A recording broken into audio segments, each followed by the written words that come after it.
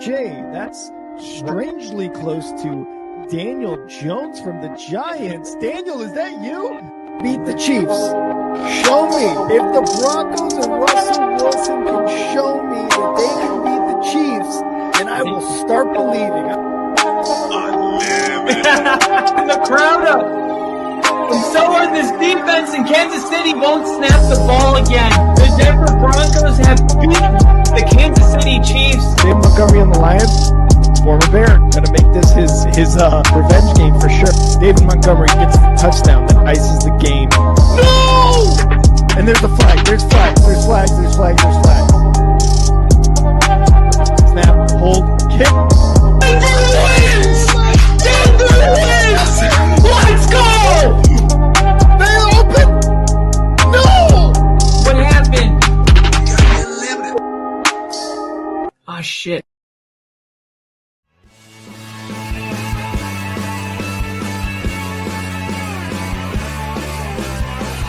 America is football. Football is America.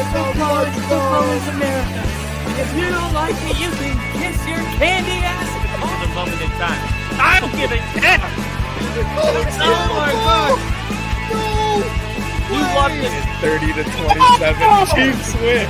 Chiefs win 30-20.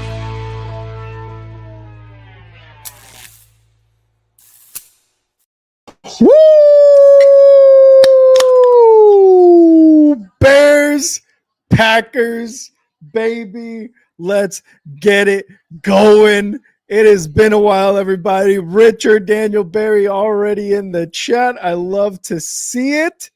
It is time. Bears and Packers fight for number one in the NFC North. Richard with the $10 super chat. It's a seltzer, but I'm gonna give a little chug. Here we go. Woo! Woo! There's the burp. Thank you, Richard. Love you, man. Close Bears fan. Thank you, Richard. You're an awesome Packers fan. Unfortunately, you are a Packers fan, but we'll get past that. And here's the kickoff. Here we go, baby. Here we go. Bears are going to get it at the 5. And Bears are going to start off at around the 29-yard line. I believe that was Duvernay on the return. It is that time. It's Bears-Packers, the greatest NFL rivalry in the NFL. It's going to be a good one. It's going to be a good one. Caleb Williams last year won his first game against the Packers in Lambeau to end the 2024 season. Let's see how it goes today. And let's start, baby. Let's start. 1st and 10. Shotgun for Caleb. Snap. Hands it off. DeAndre Swift. And up the middle for about 5 yards. It is America's game of the week, the longest standing rivalry in NFL history. This is the NFL. These two teams created the NFL, and they've hated each other forever. I hate the Packers. Richard, you hate the Bears. But you know what? We're still boys, and we're going to get this. We're going to see who comes out on top. I hope it's the Bears. 2nd and 5 under center. Caleb looking, quick throw, and it's going to be incomplete to Luther Burden, a little high there. All right.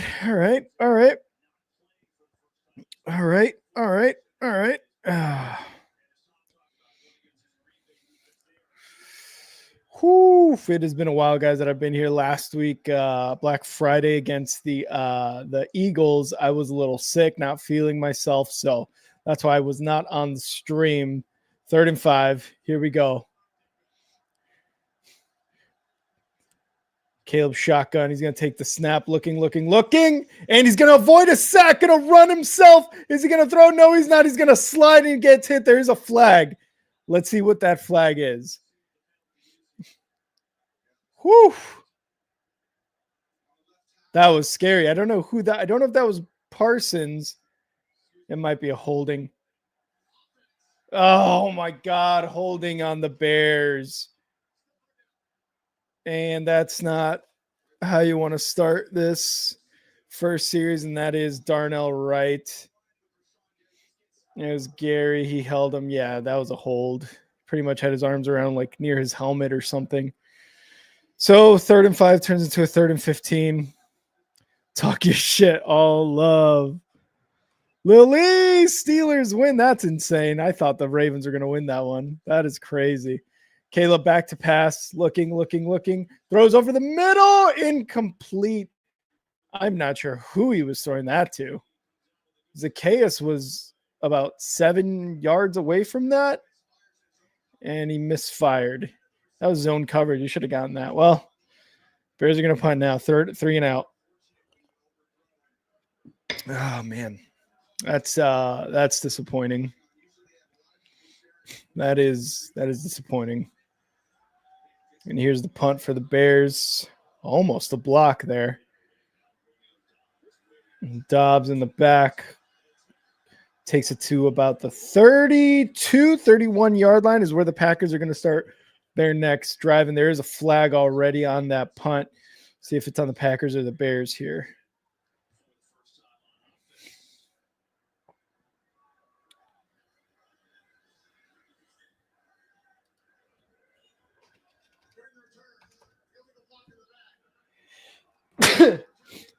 Block in the back on the Packers.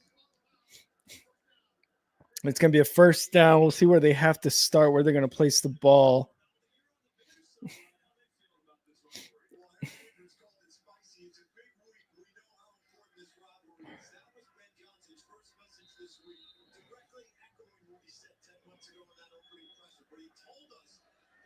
$13:42 left. I still don't see where the Packers are going to be starting their next drive.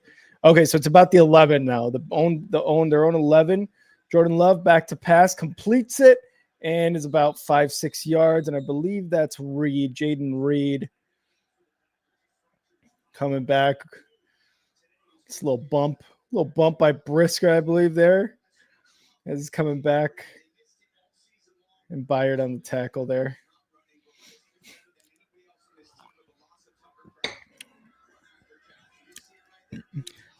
All right, here we go. 2nd and 4 for the Packers.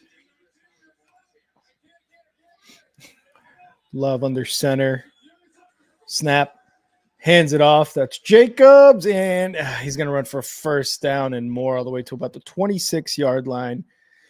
Ladies and gentlemen, you saw him earlier on screen.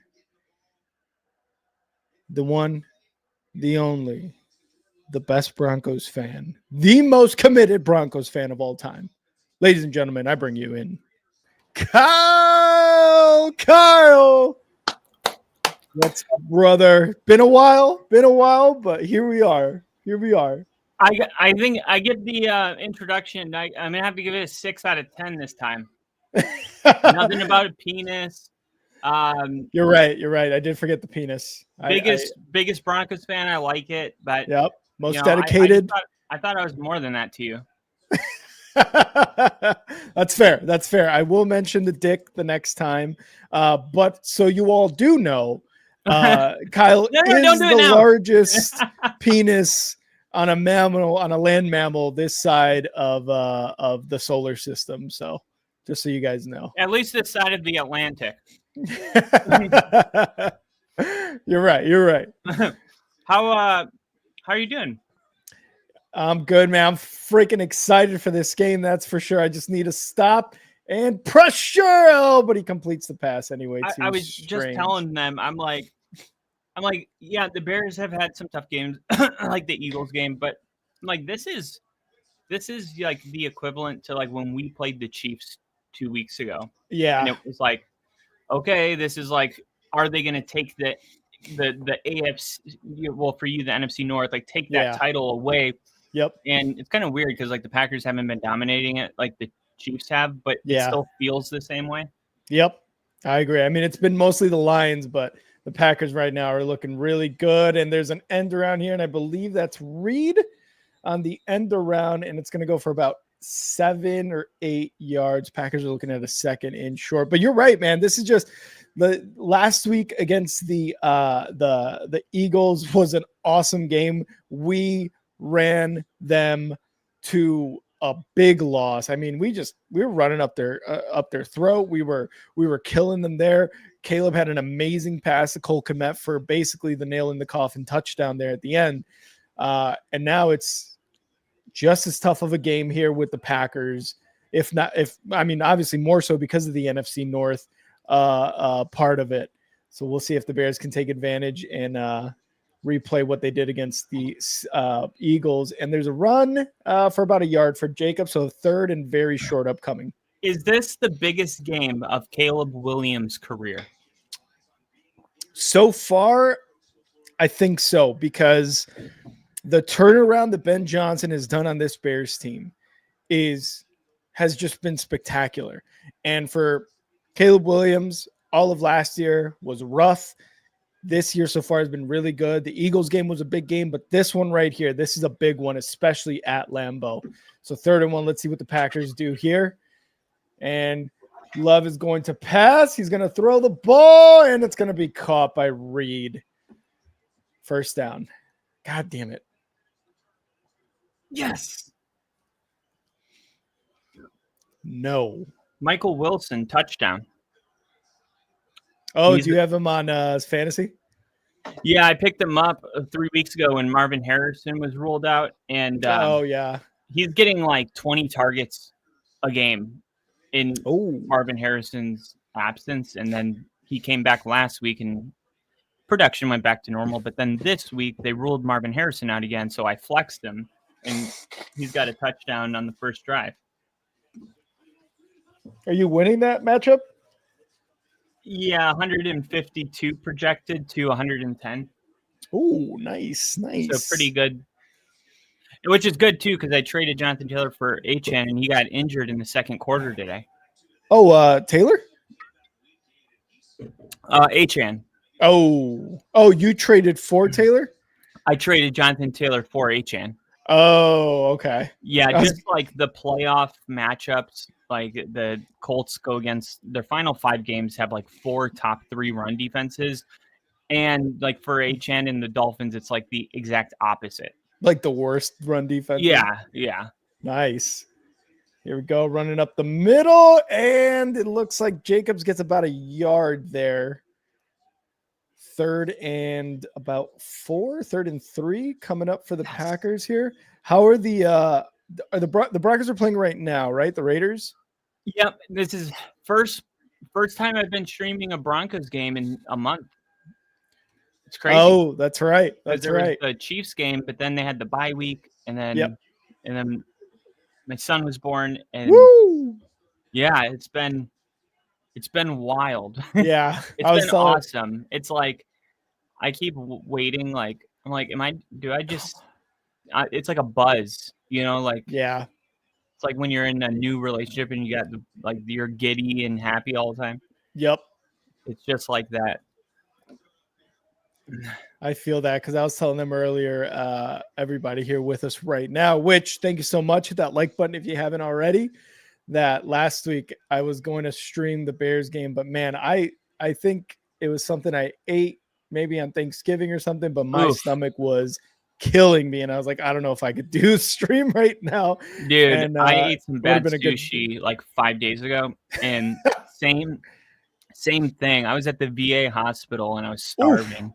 And I saw some sushi and I'm like, I don't trust it. Yeah. And it's funny because like my body's so resilient that I knew I was supposed to have food poisoning. Mm-hmm. It didn't quite turn into that, but I was not feeling good.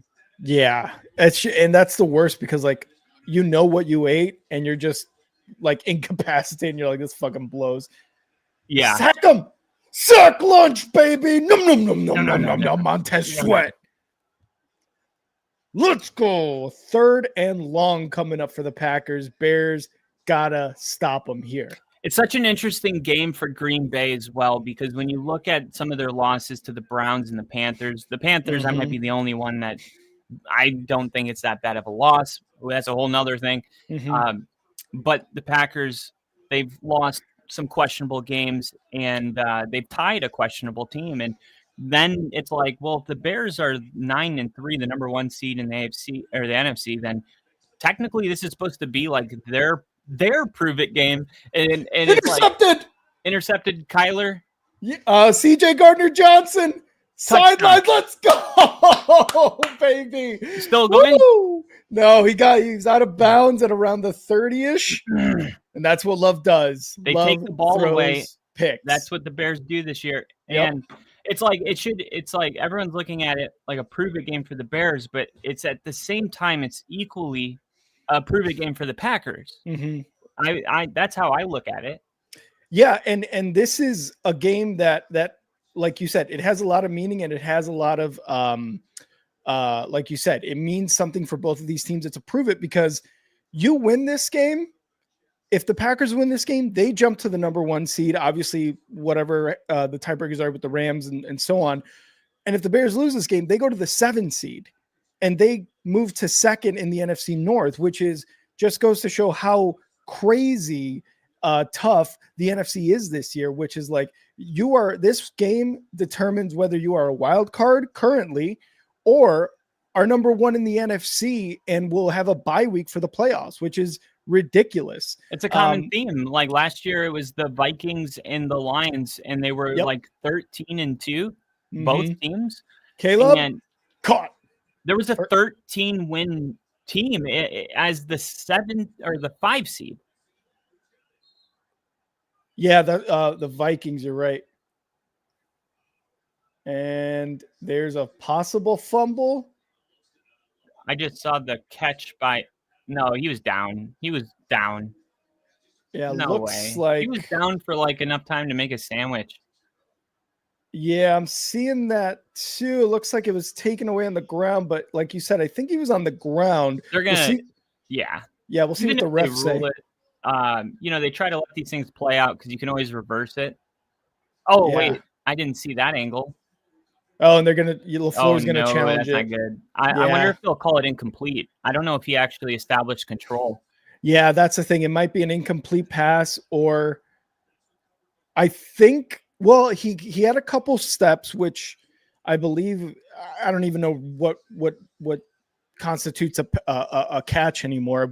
I don't know if you saw, but I just saw the replay of that touchdown by Isaiah Likely in that Pittsburgh game, and he had possession, was in the end zone, took a step, and then the Steelers player knocked it out of his hands, and they took that away. So I don't know what a catch is anymore, and I haven't known since that Cowboys-Packers game a long time ago. So who knows? Well, it's like we all know what a catch is. It's just a matter of whether the refs are going to call it or not. Also that, yeah. Because it's and somebody said it earlier, but it's like, look, if it's a questionable call or a bang play, typically, in baseball, it's like the tie goes to the runner. The equivalent in the NFL is that the tie goes to whatever was called on the field. Right. What was interesting about the Ravens game is the call on the field was a touchdown, and they reversed it to an incompletion. That's crazy. That is insane to me. I saw the replay, and we got Crafty in the chat too, saying the same thing. Ravens were robbed by the replay officials. I saw it even in slow-mo. You're already in the end zone. He's not even looking at the ball. He's got the ball, and he's like holding it in his two hands, and then he knocks it off and it fumbles, but you're already in the end zone. What happened to touch the pylon and you're in? Have the ball across the goal line and it's a touchdown. It's like, why are we still arguing that in the end zone? Like, unless both players have possession and then it comes loose in a situation like that, like, okay, now we can start talking a little more about what did the replay really show us. But that was clearly, to me, a touchdown for Isaiah Likely and the Ravens. And instead, they reverse it. And I believe the Ravens are now second in the division, if I'm not mistaken, because of that. But regardless, that was a crazy, crazy call. Oh, Kyle, I can't hear you. Jags were also gifted a pick when there was a mutual catch. Not that I made a difference in that game. Yeah, the Colts. Oh man, the Colts not looking great. The Colts are not looking good right now. It is it's starting to be like that the last shoe has dropped in a sense. Yeah, the Steelers are number 1 in the division, Baltimore 6-7. Check. I got you. And so it's what I just heard them say is, I believe, an incomplete catch. So instead of a first down or a fumble, it is an incomplete catch. Okay. And the Bears are looking at a 1st and 10 upcoming. Yeah, so he never established possession is what I'm assuming what they're saying. Yeah, that's what it looked like. Yeah. So 2nd and 10, I should say, at the 41. And there's a flag. It's going to be a false start by the Bears.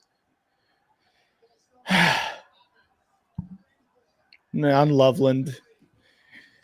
Ball never touched the ground. Yeah, that was weird too. Or maybe it did when he didn't establish that completion or possession, I should say, as he hit the ground. I don't know. God, 35th pre-snap penalty this season for the Bears, the most in the NFL. Jesus. 2nd and 15. Caleb back to pass, looking, and he's going to get it incomplete to Manungai. So 3rd and 15 again for the Bears. It's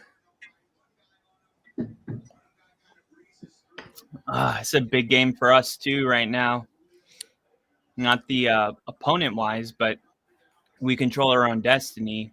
Yeah. It's just the Patriots haven't had their bye week until now. So yeah, they have that extra win that we don't have because of a game. Broncos are 10-game winners, right, so far? Yeah, they're 10-2. The Patriots are 11-2. 11, yeah. But if both teams win out, the Broncos would be the 1 seed, not the Patriots. Nice. And Caleb throws deep out of bounds to nobody there. He was under a lot of pressure. The Packers brought really good pressure there.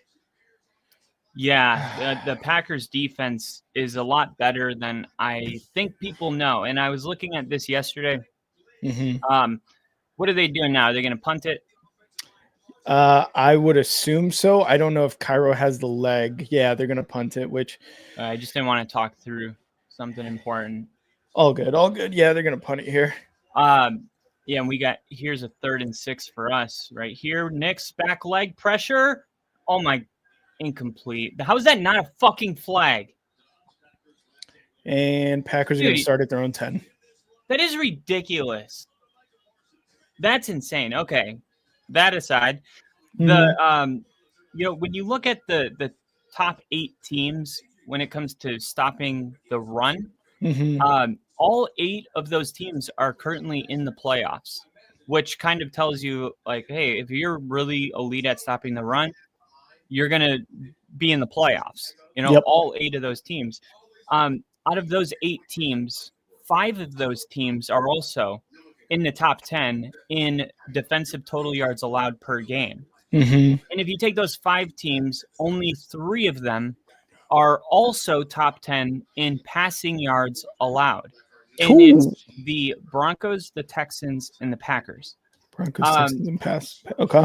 And then if you take those 3 teams, like only the Packers and Broncos are top 15 in passing yards offensively, and only the Broncos are top 15 in rushing yards offensively. So that's why, like, no matter who they play, they found a way to win, because there's not one way to beat the team, the Broncos, because there's not like a big weakness you can exploit.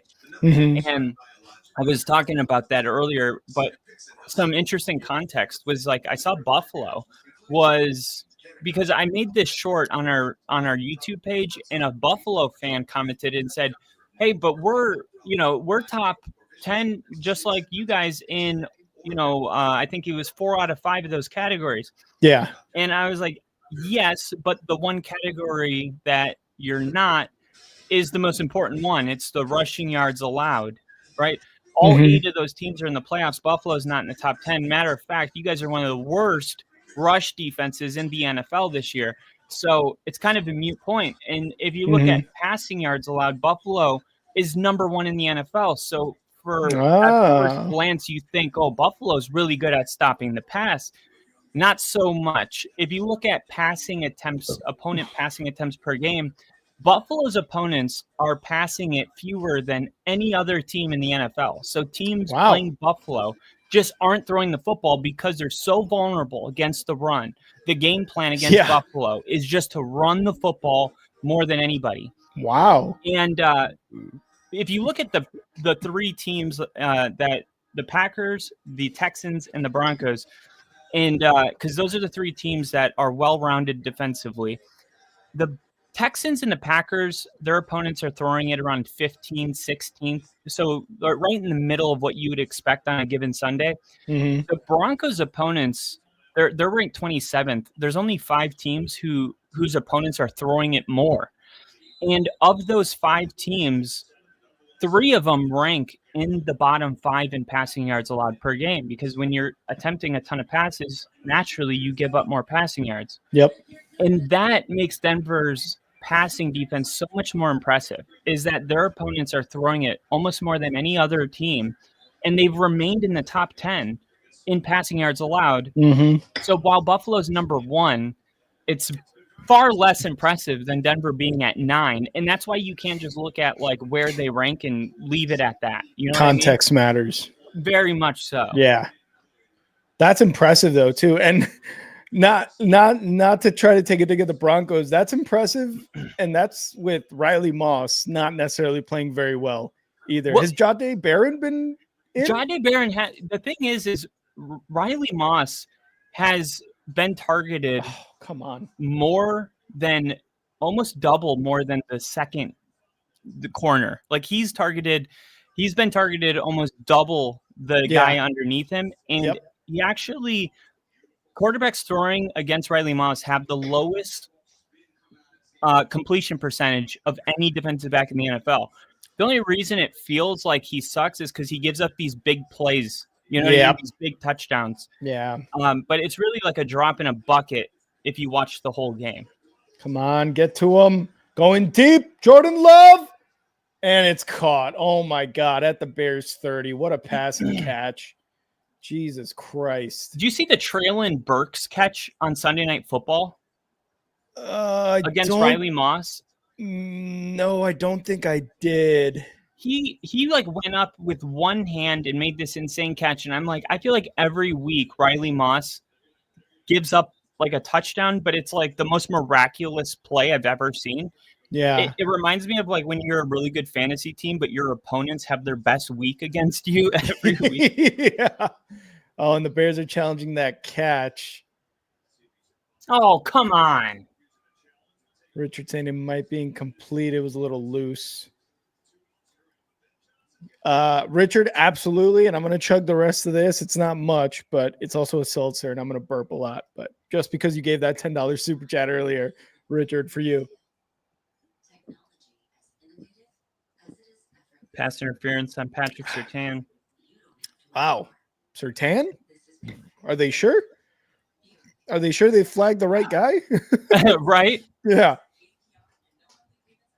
We got Nash in the chat. Nash. Don't worry, take your time. We spoke about this, bro. Yeah, I remember that, Richard. I forget what week it was. It was a few weeks ago that you were like, first Bears Packers game. You're gonna get a super chat so we can so I could chug some drinks. Oh, I didn't know that shared right away. Okay, so this is what I was gonna show you. So cornerback Riley Moss is allowing the lowest completion percentage, 44.4 in the NFL this season, but he's faced more targets than any other defender. Oh, wow. I know, right? Because when you watch him, he gives up those like those big touchdown plays, and you're like, this guy's a bum, you know? But it's just like the amount of targets he gets, like naturally at that position, you just have to have a short-term memory and just go to the next play, because when you're getting targeted that much, like you just don't have time to sulk. You really don't.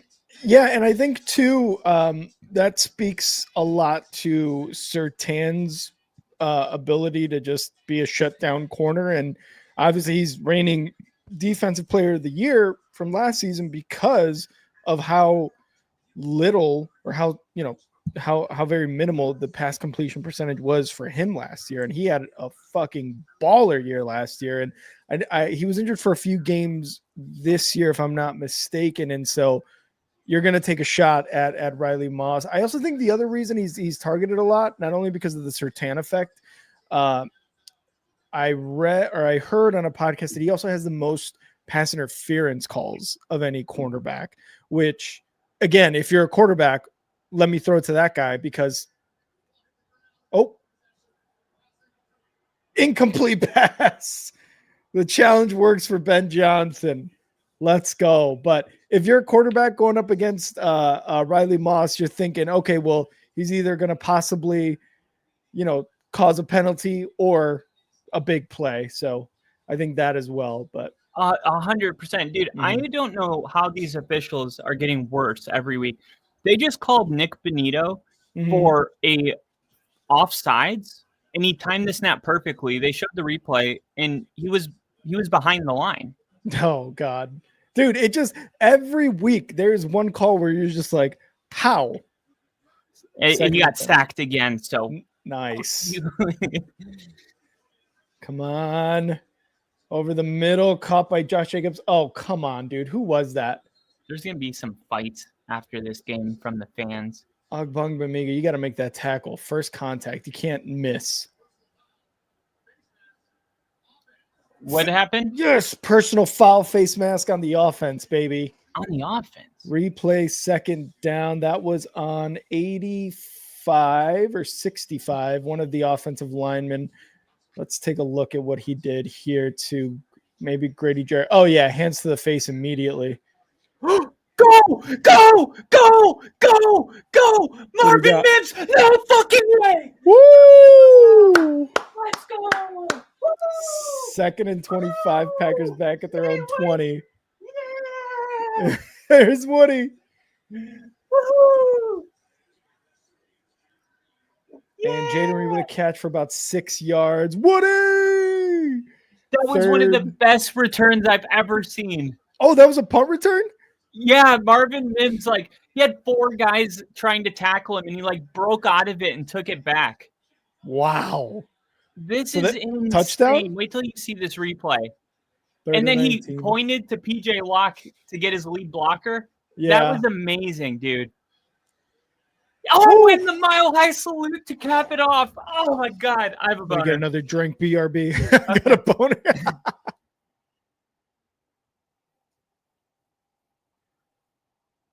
Wow.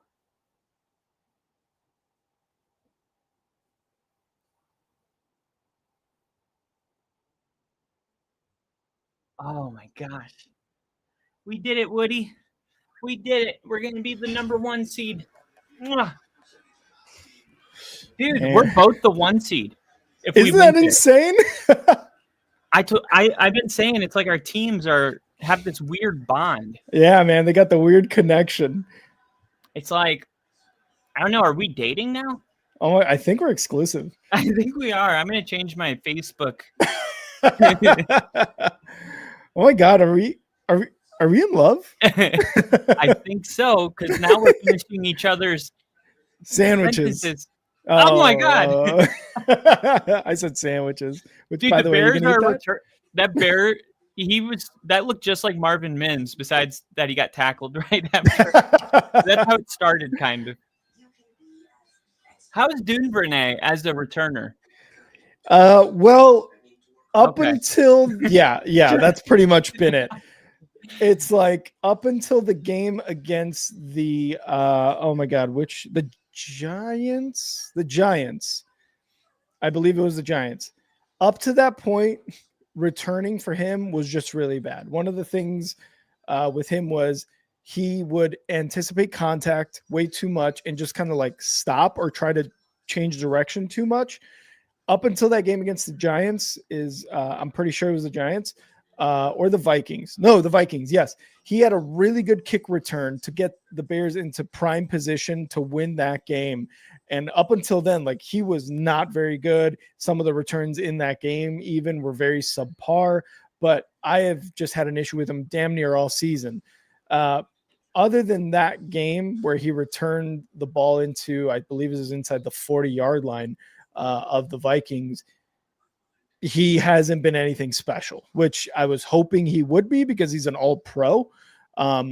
But he hasn't been anything special outside of that first run.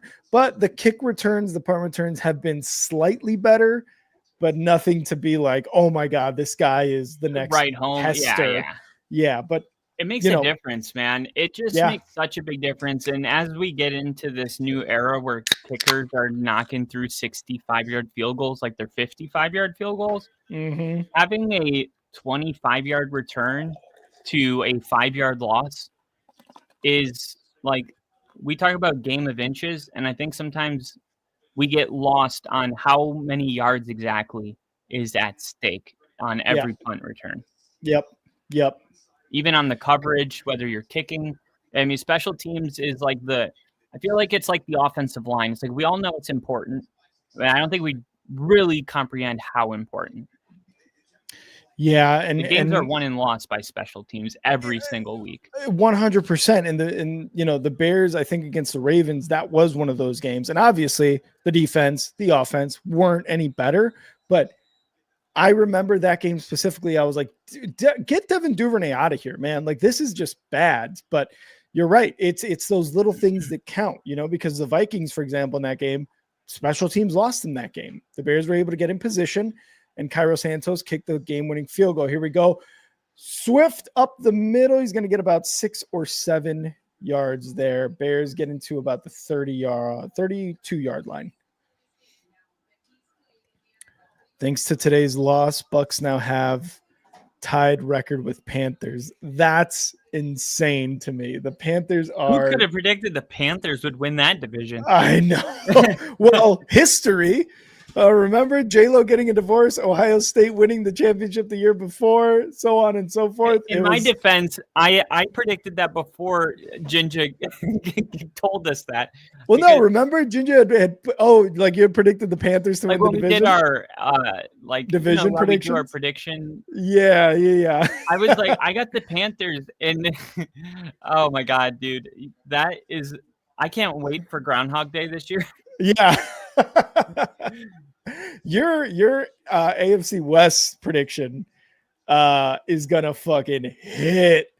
Because right now it's exactly as is. And when I was talking about the Chiefs, I was like, I don't understand how they think this is okay to go into the season without addressing these needs and how many close games they won last year. It's like that's not happening again, and they've lost 95% of those close games this year. They are defeated in all one-score games, as opposed to last year when they were maybe had one loss in games like that. They're like 7-1 or 8-1, something like that. When we were just like, what the hell? Like the offense isn't keep good. Getting away with it. They can't keep getting away. Exactly. So and there's a difference. In one-score wins, they're not all created equal. There's there was a flag that the way the Ravens lost today, or their blocked field goal against the Broncos. Those are those they can't keep getting away with it moments. A long methodical drive where you just chew up clock and kick a game-winning field goal. There's nothing fluky about it. Yeah. But the Chiefs were it was almost witchcrafty, the way that they were winning. It was what kind of voodoo are the Chiefs up to? Yeah. Blocked kicks, returning kicks, miraculous catches downfield in order to get Butker within range, things like that. Fumble recoveries. Yeah. All right. 3rd and 7 here for the Bears. Snap. Caleb throwing for nobody. This offensive line is just getting beat. The Raiders. By this. Oh, sorry. Man, I was just going to say they're punting it back to Marvin Mims. I wonder if they're going to let him return it. It's soft, and it's going to be a fair catch. Okay. The worst was the Raiders fumbling the snap while in field goal range. Oh, that happened last year against that was Chiefs. on Black Friday, I think. Of course it was. And KC, yeah. I keep forgetting we've got a Chiefs fan in here. Oh, that rolls into the end zone. The Packers are going to get it at the 25, I That believe. blocked field goal against the Broncos, like, I'm not exaggerating that was probably the second worst loss in the last. It was definitely the worst loss in the last decade for me, because it was like we did everything right, Mhm. and then it reminded me of the Colts game where I was like, "Am I cursed?" Because like every time I go to a game, they lose. Mhm. And it was like the Russell Wilson Seahawks game, the Pittsburgh, game, and then the Dolphins Miami. 17-point game. And then I traveled to the Bengals game that goes in overtime. And it's like, at what point, like, I mean, they were a 10-win team last year. How did I go to manage to go to their losses? Yeah. It's not like they were like the Titans where it's like, well, yeah, 95% of their games were losses. Like, yeah. And so Mary's like, stop saying that, and I was like, okay. So we go to the Colts game and they kick that field goal and it's no good. And I'm like, the curse is broken. Yeah. And then a flag comes out 10 seconds later. Oh, that's right. And leverage. And they re-kick it. And I'm like, there's some, like, I've never seen that in my life, but it's like they've raised it to an art form of losing in front of me. Like, they find like different ways to do it. It's amazing how they break my heart so bad. Yep. And I forgot why I was. Oh yeah, so I know heartbreak in that Chiefs game. It was like we did everything right, and then for them to block that field goal, it just felt like it doesn't matter if you're better than us. It doesn't matter what you do. You will not. It's like in Bruce Almighty when Jim Carrey's like, there's this anti-Bruce barrier I can't get over.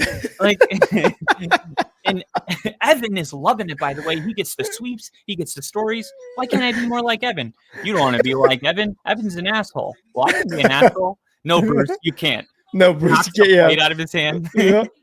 Why would you do that? I'm sorry. Let me pick that up. I'm sorry. I can't pick that up. Yeah, I'm sorry. Oh, my God. Oh, man. I'm looking across the scores right now, and the Saints beat the Bucks. The Jaguars crushed the Colts. Steelers, Ravens, that was obviously close to the final thing. Dolphins destroyed the Jets. The Dolphins are 6-7, by the way. Not anything I was expecting. They still have a shot, it seems like. Yeah, I went back to, I made a video about why the Dolphins shouldn't fire McDaniels. Yeah. And I'm going to double down on it today. I saw them hand the ball off to Ollie Gordon, and there was like three Jets on the 7-yard line that had him, and the entire offensive line came behind and carried him into the end zone. And I'm like, when you're not playing for the playoffs and your team's playing like that, that's coaching. That's coaching. Yes, I agree. And I remember when we were talking about our division predictions, specifically the East, I remember having the Patriots in third or last. And we had a Patriots fan here. He was like, no, you're insane, blah, blah, blah. And I had the Dolphins above them because I had the Jets either last or third. I forget exactly what it was.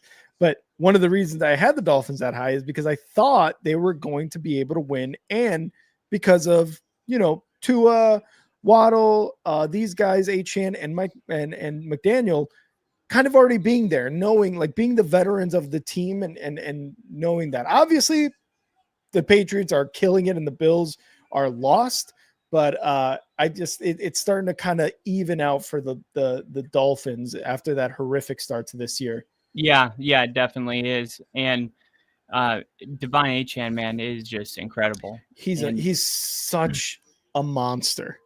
It's funny. I went back on Sunday Night Football and I got the timestamps for when the Broncos were on the clock, and I'm like, please Achane. And then they drafted Riley Moss. And then the next pick, they drafted Achane, the Dolphins did. Oh, God. And I'm going to turn it into a YouTube short Monday. Oh, that's going to be. And then just have a cut of all of Achane's biggest runs. And all of Riley Moss's biggest fails. Yeah. Honestly, Riley Moss gets such a bad rep. I mean, he's like as a Broncos fan, I would be the first to be like I don't love all of our players. Mhm. If a player's sucking, like I'm going to talk about it because it's Yeah. going to piss me off. Yeah. But Riley Moss, like he's much better than people think. I think Mhm. Bronco fans that watch all the games know that. But I do think he is like one of the unluckiest players in the league.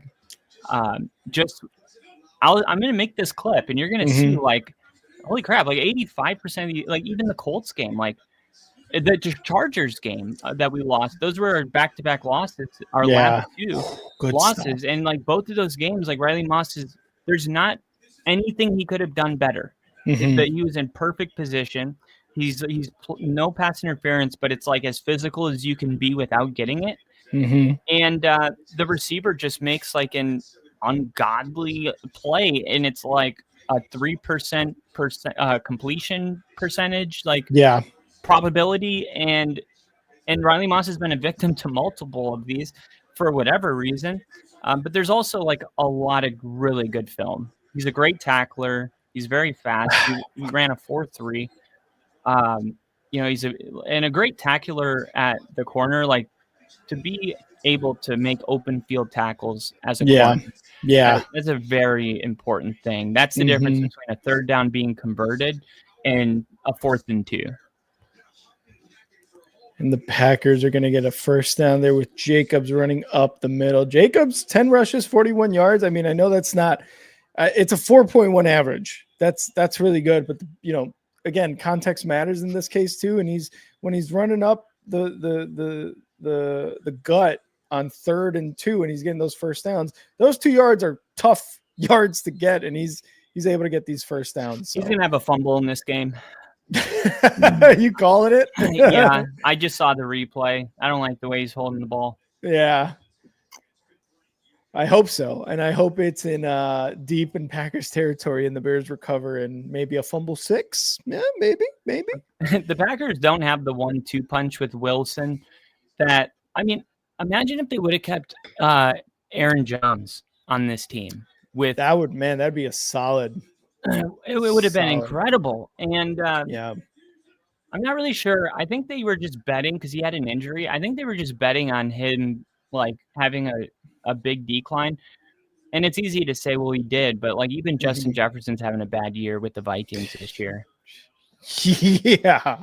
He had 2 fantasy points last week. He had like 3 today. Yeah. They need to get JJ McCarthy on a much better program this offseason, because whatever they did over this past offseason, Kevin O'Connell is an awesome coach, but whatever JJ was doing this last offseason, change that shit, because it clearly is not resonating with his skill set or just the team right now, because he is having the toughest time. And another first down by the Packers. God, the Bears are just... McCarthy's not even he hasn't stayed healthy, so he can't. It's hard to get into a rhythm when you're not playing. That's true too. And then like the backups, I think we got used to McCarthy just like having the greatest backup quarterbacks in like of all time. And then like these guys come in that, I mean, the guy that played last year, Behringer, whatever, I don't remember his name, but he had like the 3rd worst like quarterback performance of any quarterback this year. It was like insane. Terrible. Good job, Harvey. I love RJ Harvey's running really well tonight. Oh, big stop there by the Bears on first down, 2nd and 10 coming up. I was going to say, Harvey, you're like, I know the running game hasn't been exactly what you were hoping for, but RJ Harvey, for the most part, looking pretty good this year, would you say? Yeah, I would. And it was hard to evaluate him with J.K. Dobbins, because it's like we just weren't seeing him a ton. Mm-hmm. And now that J.K. Dobbins is out, it's like our Super Bowl aspirations lie on RJ Harvey. Yeah. I mean, and that's not an understatement. Like, you got to be able to run the football in January, and that's a big load to carry for a rookie. But that's where we're at, and this is our sample size to see if he can do it or not. And this is his best game so far. The last 2 games, it looked like we might need to bring somebody in, maybe like the guy that did really good in Houston that one year, and then I know what you're talking about. He had that one good year like 3 years ago with before they got CJ Stroud. I remember. Yeah, he was like about to break the record. Yeah. And then like got hurt, and then now there's like issues going with the coaching staff, and he's just not getting playing time. I thought that would be a good guy. Yeah. Oh, good job, Knicks. Go. Oh, throw it. Oh, damn No it. foul. Phew, okay. 3rd and 10 for the Packers right now inside of Bears territory at around their 25. Troy Franklin. How do you drop these balls every week? Dude, I asked the same question with Zacchaeus, with DJ Moore, with Burden, with I get you, dude. It's sometimes it's really puzzling. I'm like, it was in your hands. Yeah, like the ball literally, he went like this and the ball went right through him. That's bad. That's bad. And it's every week. You know, that's the thing. It's not like, oh, it's just, I'm okay with once in a while, like shit happens, but yeah, man, to do that every week. Going deep, Jordan Love, touchdown. God damn it. Jaden Reed? Christian Watson. Because this was Jaden Reed's first game back from his collarbone breaking. Yeah, because he is 11, right? Number 11? Yeah, is he playing? Damn it. I believe I saw Reed. Yeah, he's had a couple catches so far this game. That was just way too easy for Christian Watson. I don't know what Byard was doing exactly there, but he ran right past Byard. And I mean, Byard's a little bit older. Christian Watson is just a very fast wide receiver. But man, that was tough to see. This is interesting. 7-0 Packers. It's 4th and 3. There's 25 seconds left, but Denver's going to go for it here. And it's probably because we just dropped 2 balls in a row. Oh, yeah. You got it. Timeout. First down. Seahawks, by the way, 37-9 stomping of the Falcons is incredible. The Seahawks are like the NFC North and the NFC West, like those two divisions are going to have multiple representatives in the playoffs because all the teams in these divisions, albeit a couple of the bottom ones, are really freaking good. Ginger's about to get on. Let's go. Yeah, I do this thing now where I call it my Blazing 5, and it's my 5 favorite spreads of the week. Mm-hmm. Ooh, and I won $126 because all 5 hit. I had the Steelers plus 5.5, Seattle minus 6.5, Cincinnati plus 5.5, Jaguars plus 2.5, and then the Titans plus 3.5. Oh, Jags nice. And Titans won outright. Yep. Bengals lost by 5, which is what I needed. I needed them not to lose by 6. They should have won that game. They fell apart in the final 3 minutes. Yeah. And then Seattle, I knew would be a blowout. And then the Steelers plus 5.5. I'm taking the Steelers as an underdog in a game like that every time. Yeah. I didn't expect the Steelers to win that game. I thought the Ravens were going to be like, okay, we clearly need this win because we started off the season really badly. And for the most part, ever since that Bears game that the Ravens played and won, this Ravens team has gone on a bit of a run. And, you know, unfortunately, that touchdown with Isaiah Likely didn't count according to the refs, and they came out with a loss. So it's been tough for them, but I really thought they were going to come out and be like, all right, we need to win this game, so we're going to win this game. And that was not the case there. Nick, JJ McCarthy, 3 touchdowns today. Is he the best quarterback in the NFC North? You know what? Let's give it to 9. Let's give it to 9. Let's give it to 9 this week. Yeah. I posted a short about McCarthy last night. Oh, the one where the coach is hyping him up and he's like, yeah. He looks so lame. It says like this moment ruined JJ McCarthy. Yeah. I don't think what anybody. happened there? Okay, I'm gonna calm down with that. I think Jordan Love's one of the best in the league at like seeing what the defense is doing and then like putting the ball in like the way he threw that ball in the touchdown. Mm-hmm. I saw that during that postseason run too, where it's like, oh, okay, you're blitzing and the Uh-huh. ball's gone, and it's like, where's he throwing that? Oh my god, Mm-hmm. touchdown! Exactly. And I mean, he's good for those like back-breaking interceptions, although he's had a really Yes. good year in terms of interceptions. A couple costly ones have happened still. That's the thing too, and that's the thing I always see and hear is like we've seen him in the playoffs throw those costly interceptions for like a couple of years in a row now, and he does that during the season, but they're always single-digit interceptions. It's just the context in which he throws them is really, really heartbreaking, and for the most part, it becomes a loss because of that. And this is kind of too like for the Bears, it's this big game, right? But I feel like for Caleb Williams on a personal level, this is a good defense. Like I broke it down earlier, why Green Bay is so. What the fuck? They overturned the first down. But for Caleb Williams, like he's going against a legit defense, so it'll be cool to see like how he handles it. A lot of football. It's only a 7-point game. Yeah. It's gonna be like 17-10, I think. It's gonna be a low score game. Like the over/under was 44, I believe. I think the under is definitely gonna hit. And here we go, Monungai, or is that Swift? That's Monungai up the middle again for about 2 or 3 yards. 3rd and short upcoming for the Bears. And we got Ginger in the chat. Ginger. 3rd and 3 for the Bears. I will say the Jeff Hafley for defensive coordinator, we've talked about it damn near all of last year. He has been the saving grace for this Packers defense, who were struggling 2 years ago to even like stop a nosebleed. Oh, the coordinator they got from Boston College, I think. Yep. Or no, was it BCU? No, I thought it was Boston College. Yeah, Boston College. Nick saying, I'm telling you. Was like, who's this? Yeah. Nick saying, I'm telling you, cut Troy Franklin.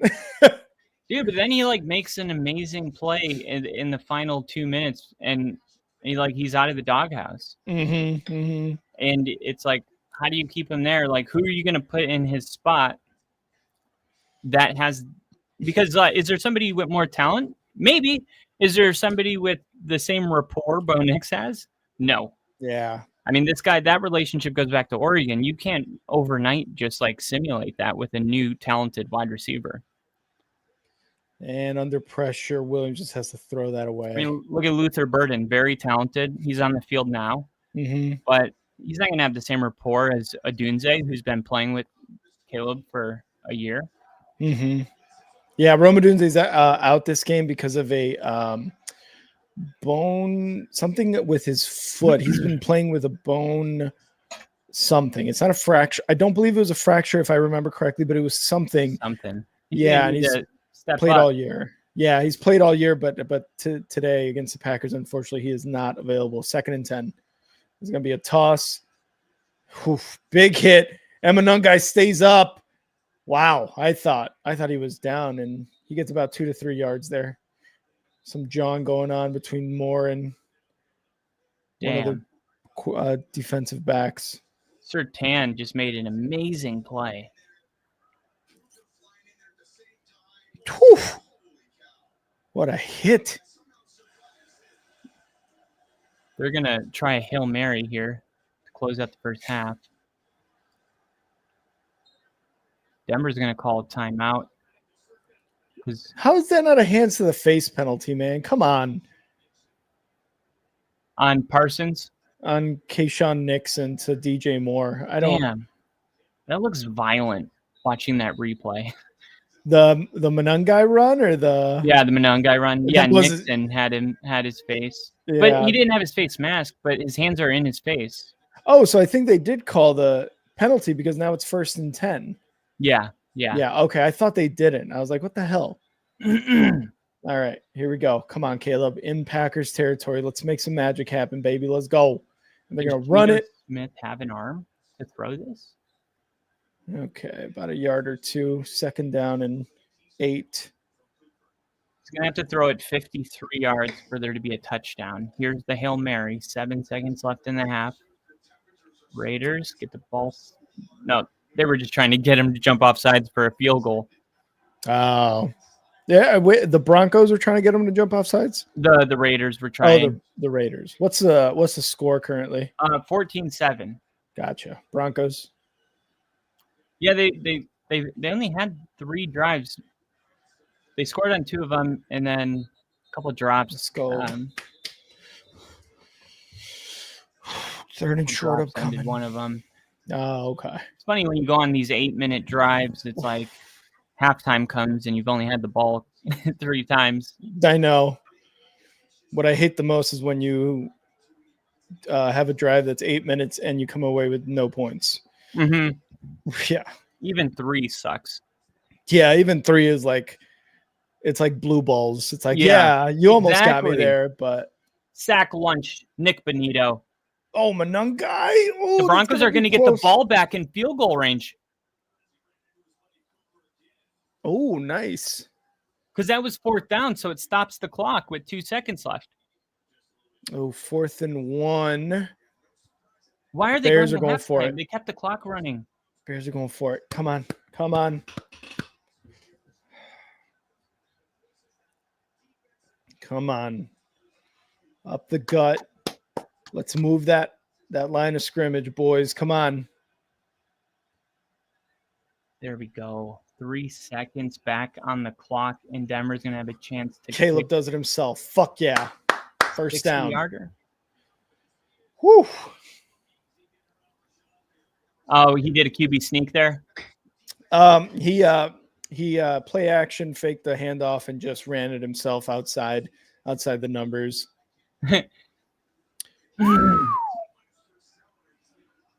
Oh, come on. Come on, Caleb. First and 10 inside the Packers' 34-yard line. What the fuck? Why aren't they trying a field goal here? Man, it is tough to run the ball against this defensive line of the Packers.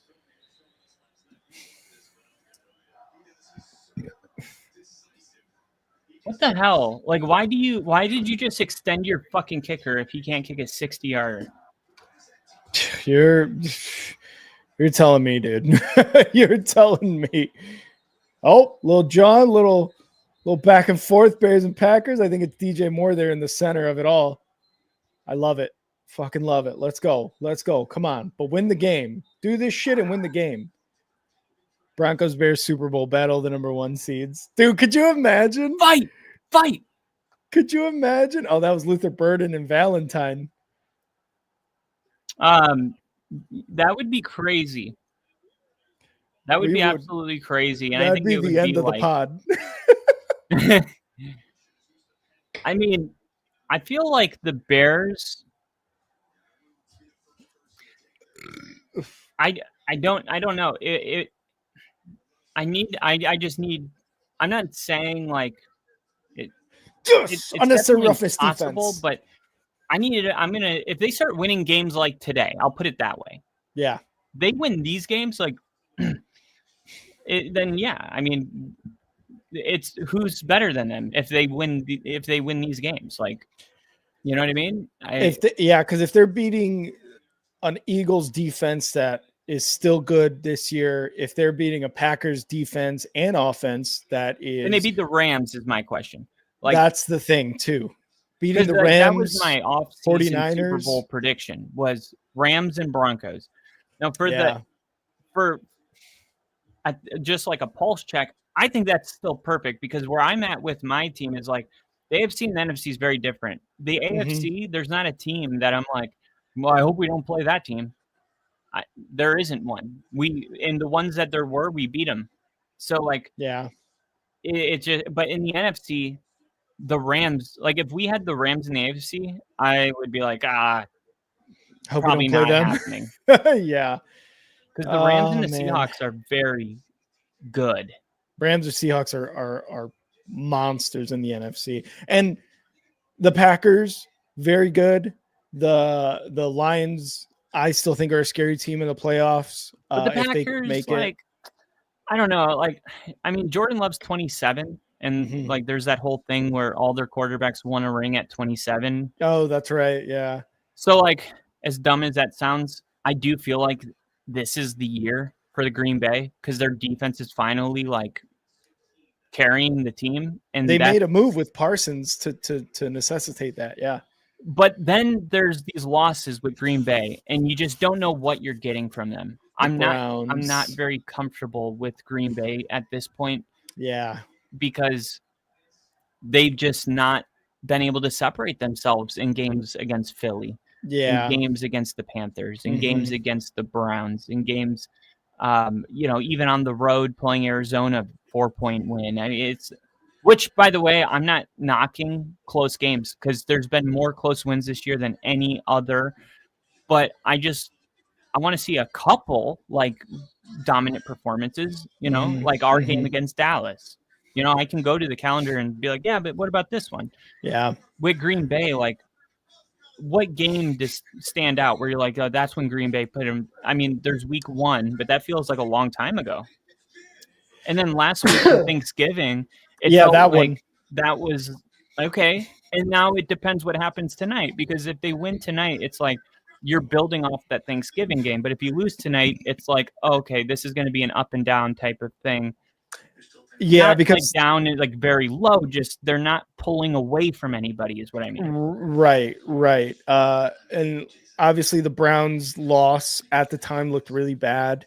But the Lions win in week 1, like you said, it looked really good. And then they beat the Lions again on Thanksgiving. And now they're playing a really tough game against the Bears. And the defense right now looks really, really good for the Packers. The offense, like you said, it's like, yeah, Jordan Love is good, and he made that really good throw to Christian Watson just now for the touchdown, but he also threw that interception to no one was within 5 yards of that throw. So it's like, okay, can you pull away with Jordan Love, or can Jordan Love get in that mode of pulling away?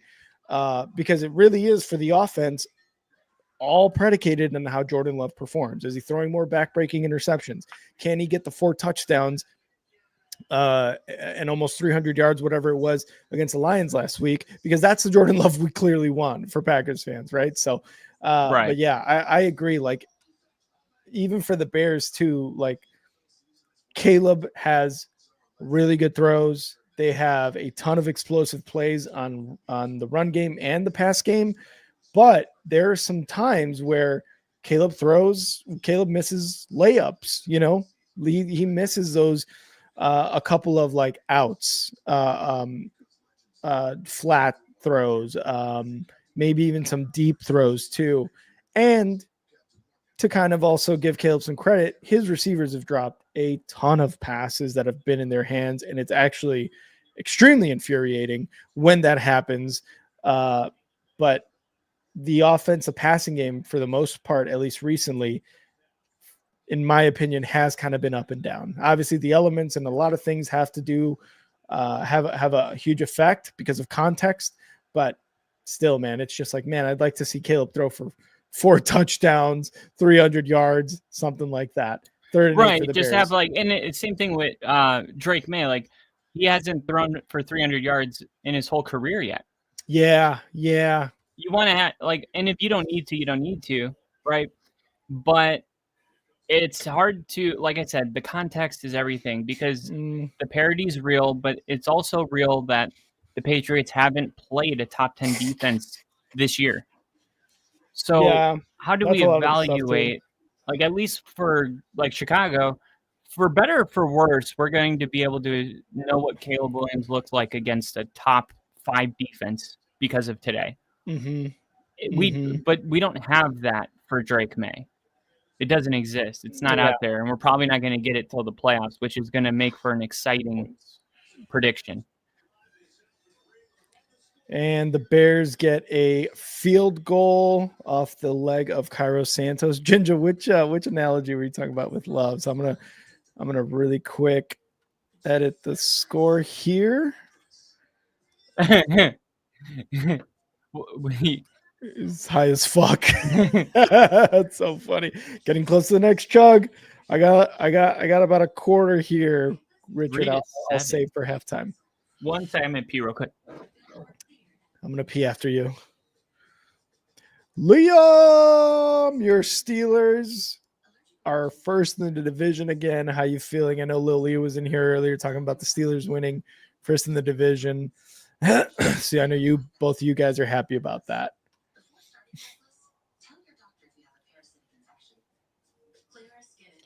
Patriots, Giants, Niners, and Panthers all on buys this week.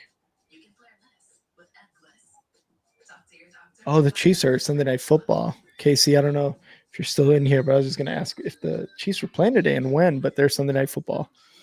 Liam said, I feel amazing. That was me last week when the Bears pummeled the Eagles, and they got the number 1 seed as well as number 1 in the division.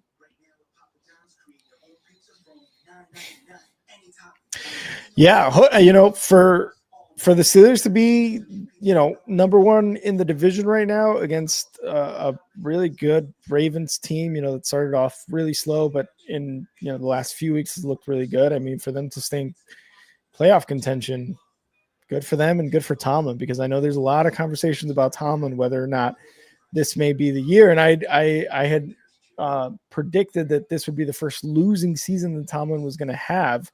And right now, Tomlin and the Steelers are number 1 in the division. Just beat, in my opinion, a better team in the Ravens. And while I think his seat is still hot as a coach, he pulls off more wins, gets the division title. I think Steelers keep him.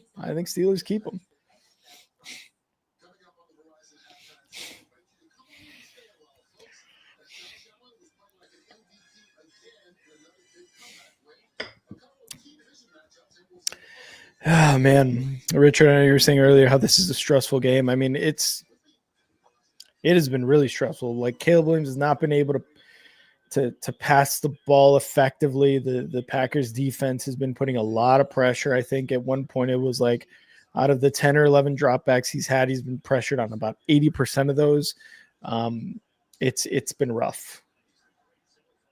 What the fuck was that, Cairo?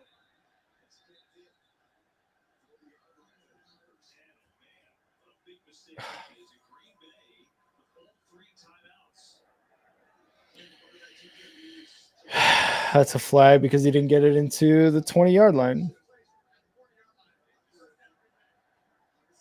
And now the Packers are going to start off at the 40. Oh, my God. Kyle and I were literally just talking at the beginning of the stream how special teams can win or lose you games, and that right there is something that's going to lose you games.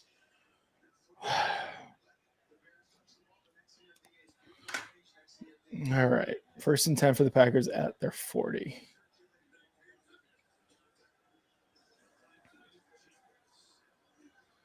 Jacobs gets about 2 to 3 yards there on that carry.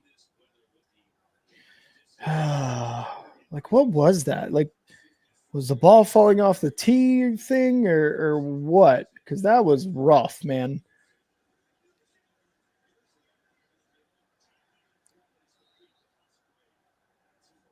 And Musgrave's going to get that 1st down in a Bears territory. Packers looking to get some points on the board. 3rd quarter, they are going to get the ball first. Yes, and Texas Tech won a championship for the first time since like 67 or 55, depending on how you count it. Their best team I've ever seen. They, because they made the playoff, right? KC, I know Texas Tech is looking good. There's a couple snubs, Notre Dame, but I think Notre Dame was left off the college football playoffs because of a head-to-head loss to Miami.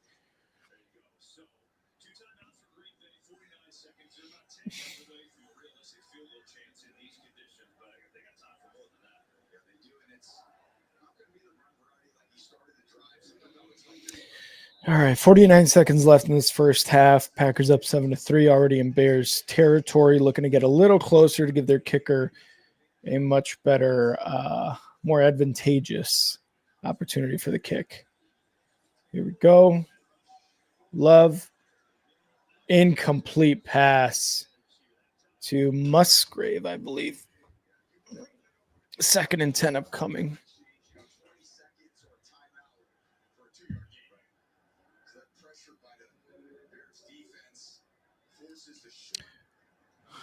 Can you pull away with Jordan Love, or can Jordan Love get in the mode of pulling away? Oh, gotcha. I see what you're saying. Chiefs are hanging on. Red Raiders are seed number 5 in the championship series. Nice. 2nd and 10. Love looking to pass. Under pressure going deep. Has a man wide the fuck open. Why is he open like that? Bo Melton on a touchdown pass from Jordan Love. Why is he that wide open? Brisker, what are we doing? Byard, what's going on?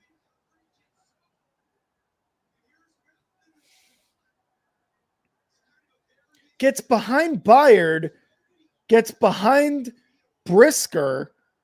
Oh my God.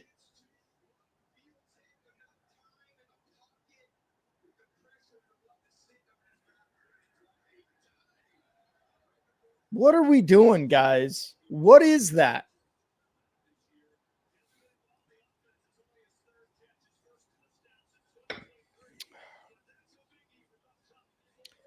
God damn it.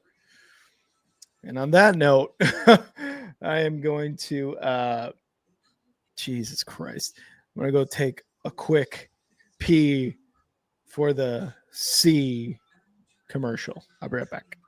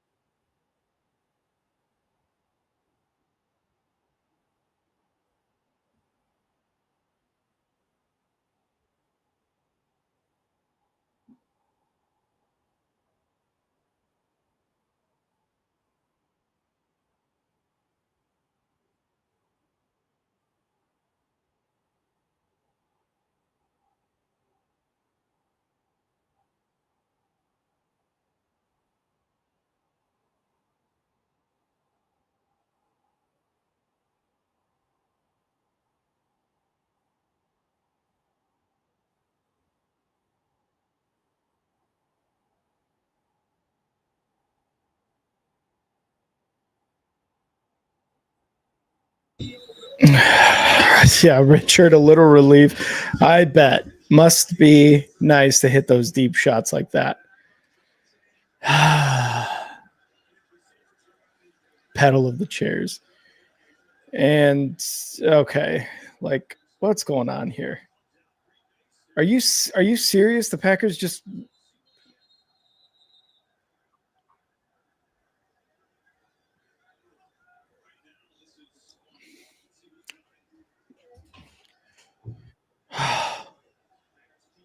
okay, Bears keep the ball. This is ridiculous. Bo!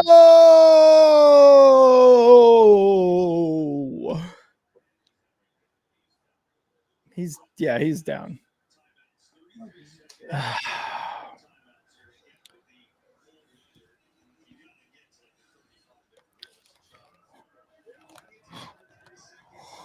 Look at Kyle's sexy ass just being a dad. God, I want to kiss Kyle in the mouth.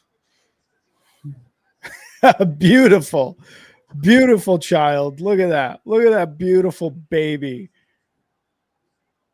Look at that. He's already pissed off at the Broncos not having a Super Bowl one already. Look at that. He's like, we should be undefeated. We should have a Super Bowl right now, this instant. We should be right? I love it. Love it. Isn't he just precious? Oh, look at him. He's like, I need a nap, bro. You were just napping. Yeah. He's like, no, that was my pre-work nap. My like, work bro, nap needs all to I happen do now. is sleep. Where have you been? Oh my God. Sack lunch on Caleb Williams. Jesus freaking Christ, man. Okay, I'll let you up here. There you go. There you go.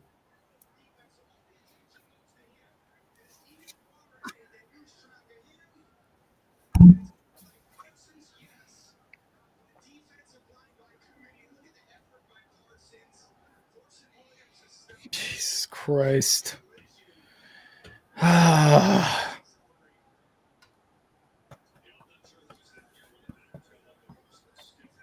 What's going on?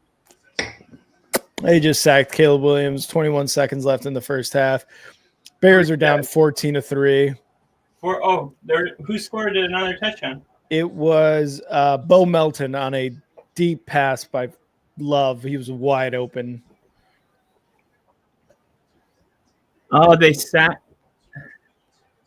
Geno Smith again, and he's shaking up. 13 dropbacks, 6 pressures, and 1 sack already. Jesus Christ.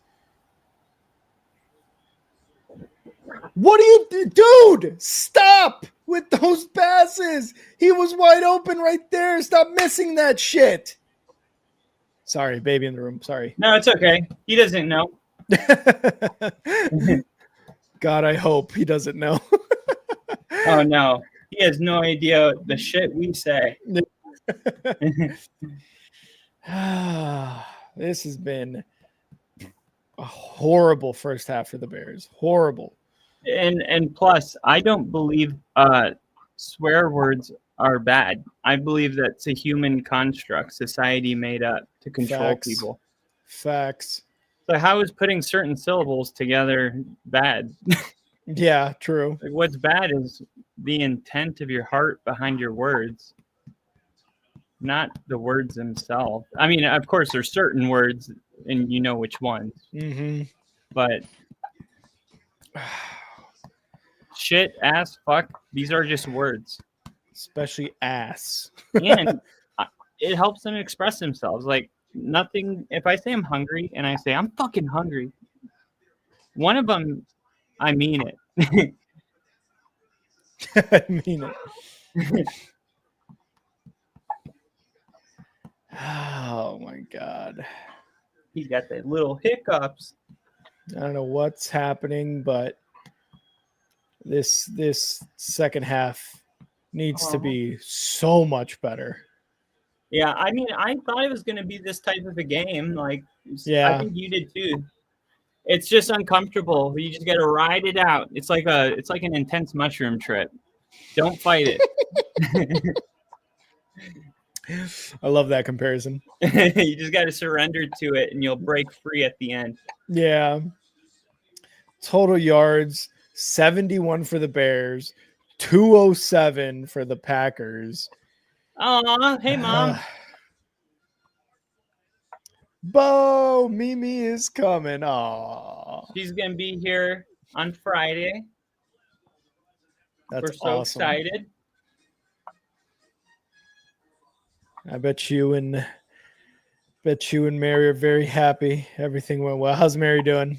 Good. She just he's doing this thing called I forget what the term is, but it's like when babies want to breastfeed for like 18 hours. Oh, It's a type of feeding they do when they're like going through a growth spurt, which he is. wow. So I mean, naturally she's exhausted.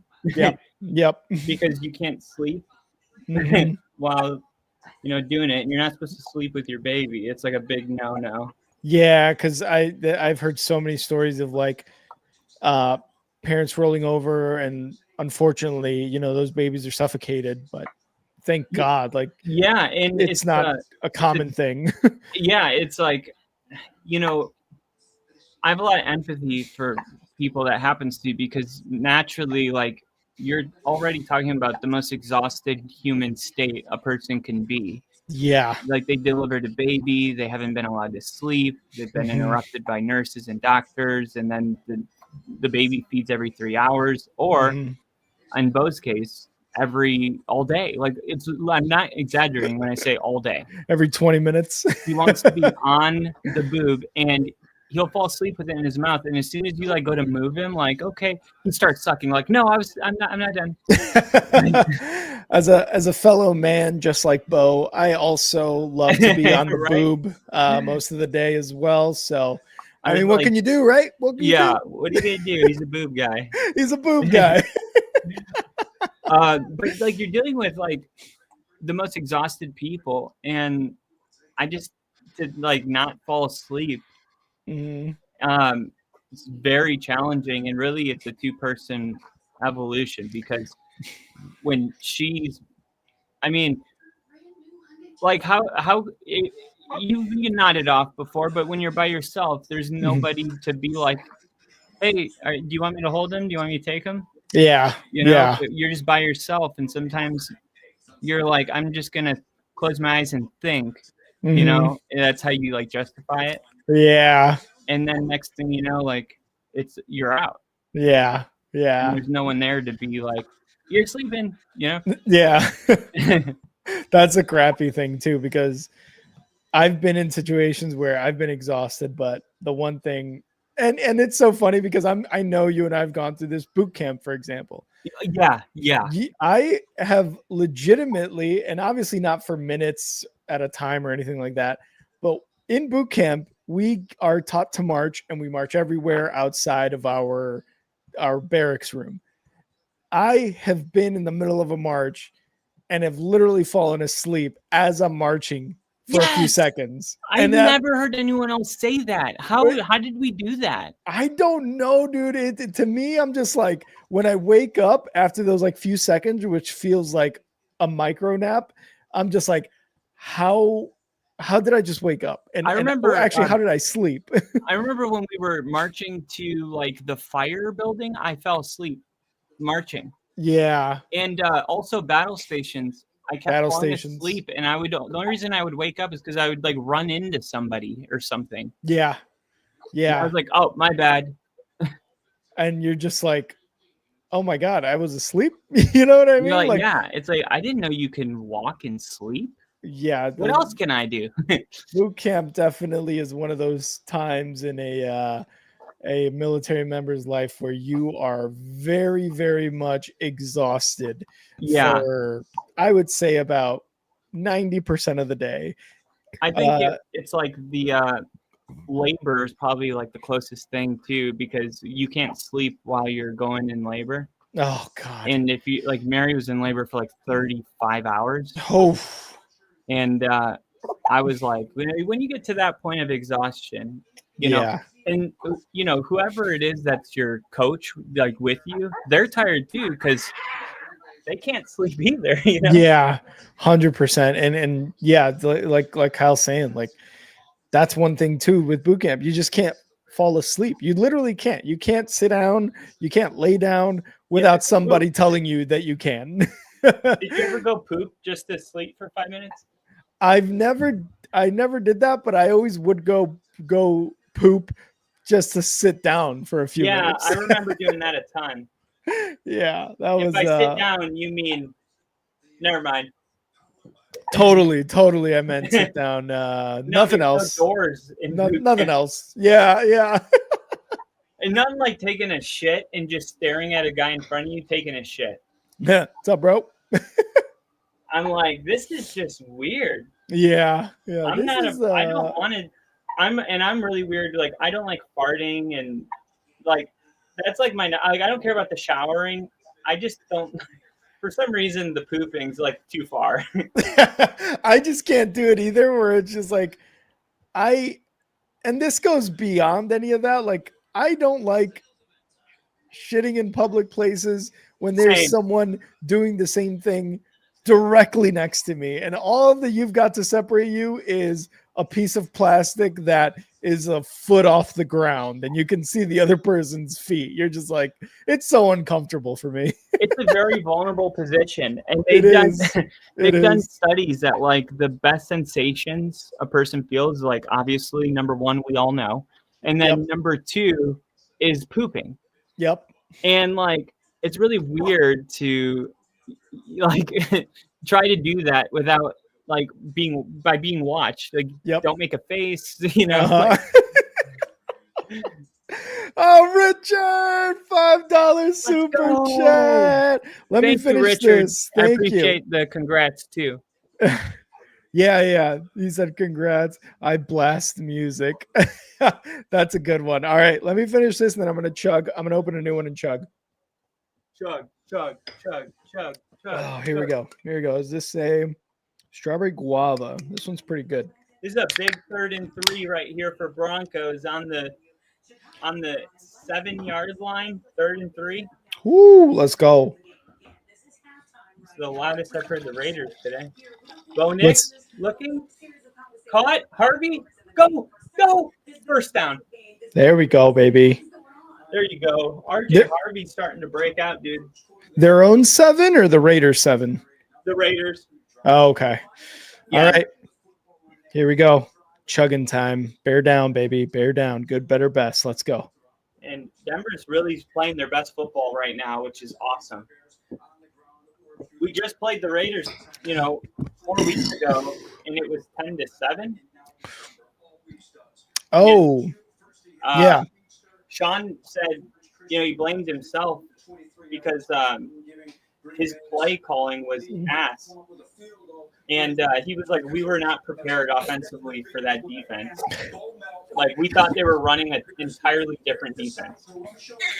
Oh, really? RJ Harvey. What's that?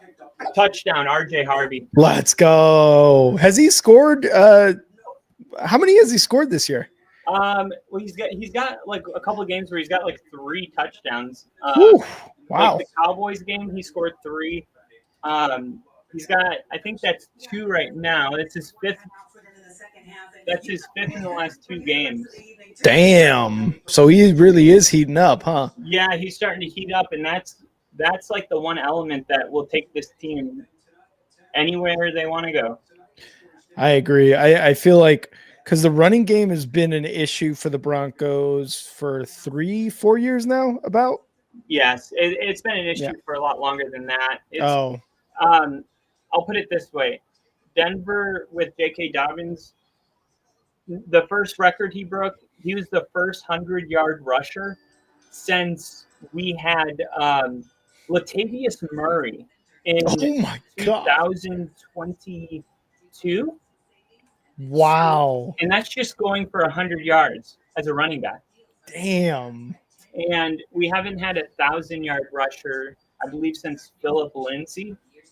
Philip Lindsay, man, what a name drop there. Oh yeah, well he's he's on the Broncos radio channel now.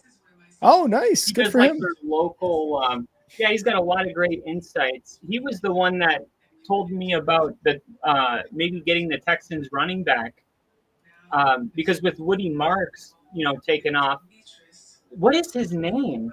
I'm gonna look it up real quick. Texans. Um, da, da, da, da. It's driving me crazy. I feel like there's a W in it. Maybe not. No. It's so funny that Woody Marks his real name's not Woody, but he just kept dressing up as Woody for Halloween as Toy Story. Damian Pierce. Damian Pierce. So There we yeah, go. Philip Lindsay, because he went and played a year with the Texans, and he's got a lot of buddies over there, and he was really pushing for Denver to try to bring Damian Pierce over. Oh wow. He So was he saying was. like he could have something left. You know what I mean? I mean, he's still relatively young, if I remember correctly. Let me see. He's 25. Absolutely. Yeah, he's a young guy. Yeah, and he wouldn't turn 26 until February of next year, which is in like 3-ish months. So, yeah, I mean, why not, right? Like, bring somebody in like that. J.K. Dobbins is obviously doing really well, and R.J. Harvey is heating up, especially the last couple games, like you're saying. So, why not bring in a guy who has experience in the league and ran really well for a Texans team that year that was not very good? And I think the Bears too. I think the Bears are on schedule. Mm-hmm. And when you think about their running thing, remember when the Lions with Dan Campbell is like first they got Penny Sewell, Yep. and they got like the necessities, but then they were able to get like the Sam Laporta and the Jahmyr Gibbs, and Yep. like this is what I don't know if the Bears are going to the Super Bowl this year, but that's not what this year was ever about anyway. It Right. was just about doing what they're doing. They accomplished their goal as far as I'm concerned. Not their goal, but they're on schedule, which is they made like I think New England's ahead of schedule. I think the Bears are on schedule. Yeah. And I think if the Bears have a draft this year where they get like a Jahmyr Gibbs, then they're the new Lions. And DeAndre Swift and Monunga are having good years so far. Yeah, Monunga's been a really pleasant surprise for being a 7th rounder. And the Bears people were surprisingly high on him going before he even played. And I kind of had no idea because like he was from Rutgers, and the only other guy who has made a really big impact who's a running back from Rutgers was Pacheco, and both of them are very undersized. I think Monunga is about 5'8", 5'9", so he's a little taller than I am, but he's built like a freaking monster. But I agree, man. Like they've made some additions to like the interior of the offensive line. Drew Dahlman, Joe Tooney, Jonah Jackson has been awesome. We've already got Darnell Wright, who is playing really, really well this year. And then our left tackle situation right now is Theo Benedict and Ozzie Trapillo, who Ozzie Trapillo was a 3rd rounder from this past draft. So he's a rookie this year. I think our offensive line has played like damn near close to an elite level. They're having a really tough time tonight against the Packers, but moving forward, kind of like you're saying in terms of schedule, the Bears are at 9 wins. That is 4 more than last year. And that's 4 more than last year in week 15. So week 14, which is already exceeding expectations. If they could get to 10 and double the amount of wins from last year, again, that is all positives. The only thing is now after they beat the Eagles, they're struggling against the Packers right now, but it at this point it is the Bears have to make the playoffs. The Bears are going to be in the playoffs for sure. The other thing too is their tight end. He's gonna. I think he could be like a sneaky like you draft him in fantasy and he finishes as a top 5 tight end. Yeah. I think he could too. Loveland, you're referring to, right? Yeah. Yeah, and he was really good. Obviously, he had the game-winning touchdown against the Bengals. He's had some really, really good catches in terms of getting the Bears into position to win. And a lot of the talk, Leo, let's ride, Rascals.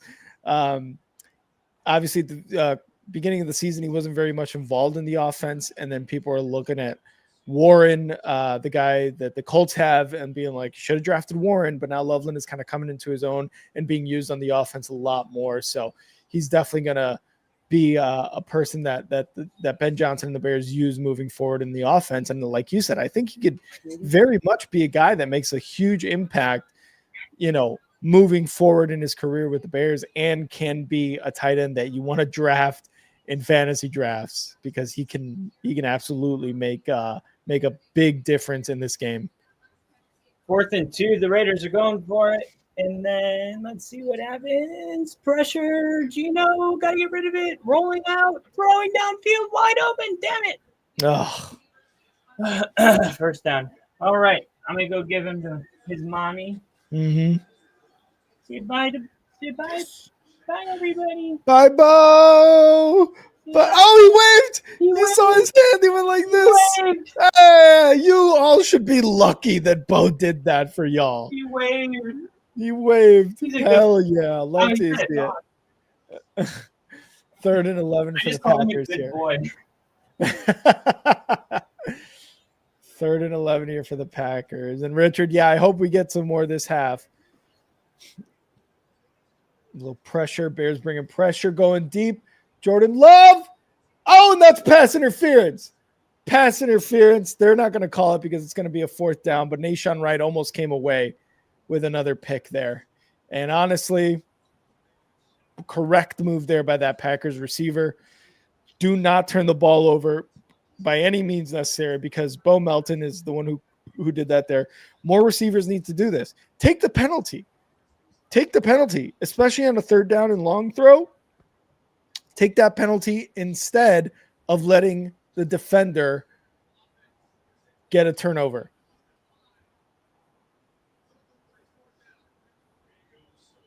Told you, fuck me. Yeah, and I think that was that was clearly an underthrow by Jordan Love, or maybe, and honestly, where Jordan Love threw that,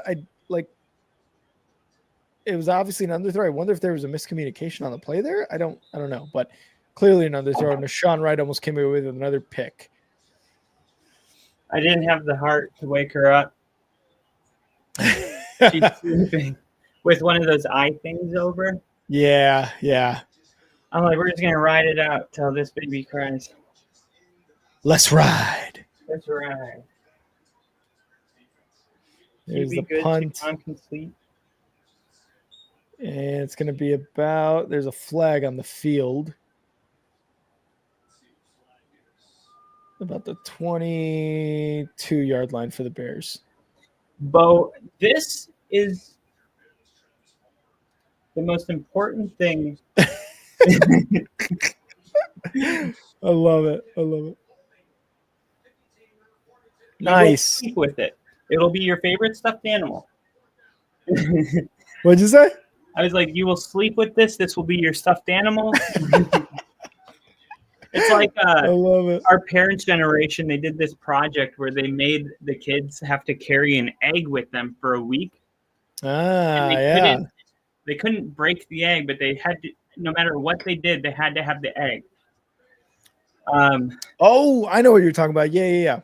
Yeah, it's like that's gonna be the football for him. Yeah. You're like, you are not to leave this alone ever. and if you drop it, I'm gonna come in with duct tape like Tim McGraw in Friday Night Lights. Hang on to in football. Bah! He gets the duct tape. It's even funnier that I have duct tape in the room right now. All right, Kyle, I'm going to need you to not grab that duct tape. Yeah. Oh, my God, dude, he's got his head turned like he's totally watching the game right now. He's like, come on, defense, get that sack. I know. What was up with that? That was a bad call. That was a bad call. You are just so precious, dude. You're a cute baby. That's not always the case. No one says it, but we all know it. You keep that to yourself when you see it. You always do. But it's funny because a lot of times the cute babies turn into like adults, and then they, like ugly babies turn into like supermodels. Like, have you seen that stand-up bit with who's that comedian the girls all like? Oh my! I know you're talking about. He's the white He's the guy. younger guy that like does the interaction stuff with the audience. Yeah, he does like the crowd work. Well, he was like, talking about how people hate on him for like looking like this. He's like, the messed up part is like, I just got this. Yeah, I just became hot. Yeah, like, this just happened like last week. I always thought it was so funny because I was always a little self-conscious about the way I looked. I wore glasses all through grade school. Oh yeah, we all did. You know how middle school is. And then everyone's got acne. Yeah, high school came around. I started wearing contacts, and I was like, I looked back at pictures of myself, and I'm like, oh hell yeah, high school, I turned it around, baby. I turned it around. Yeah, it's everyone in middle schools, like their bodies are changing. Yep. They stink. Like everyone's got acne, like it's contagious. Like, I remember when I got deodorant for the first time. I was like, oh hell yeah, I'm a grown-up now. And yes, Ginger, Matt Rife, that is the comedian, Matt Rife. That's it. Yeah, yep. Matt Rife. Thank you, Jamie. Huh? I was like, thanks, Jamie. Yeah. Jamie, pull up that clip of the alien eating the dog. It's like always the most random. You have that polar bear that went surfing.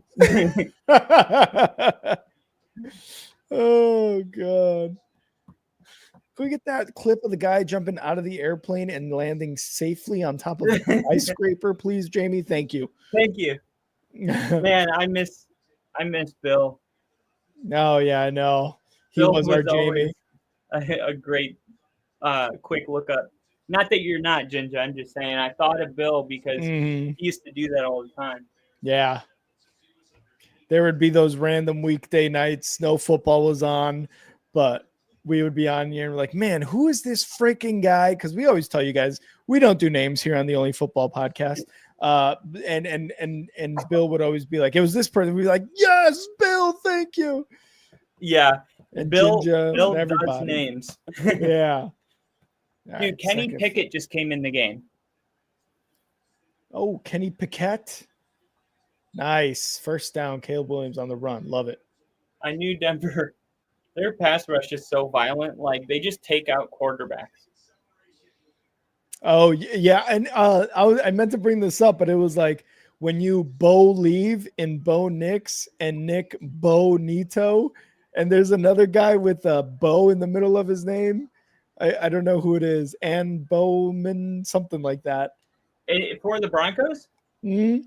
John, there's somebody with a B-O in the middle of their name. What position did he play? I can't remember if it's a defensive player or maybe an offensive lineman, something like that. But come on. Yeah. Oh, maybe. No, I don't know. That's weird. Yeah, I got to look it up again. All right. I'm taking you down. He's about to freak out. Got to get the boob.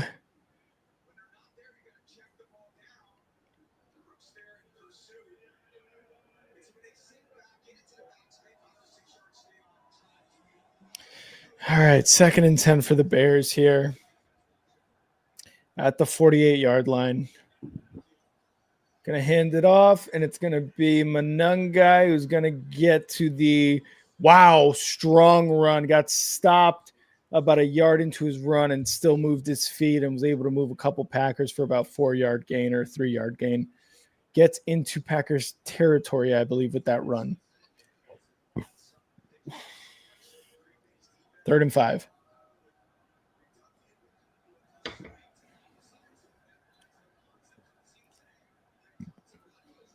Yep, in Packers territory at the Packers 47-yard line. 3rd and 5.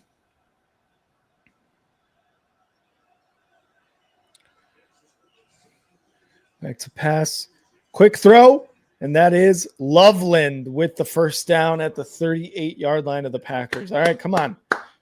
We need a touchdown here, boys. Come on. 11:35 and counting in this third quarter.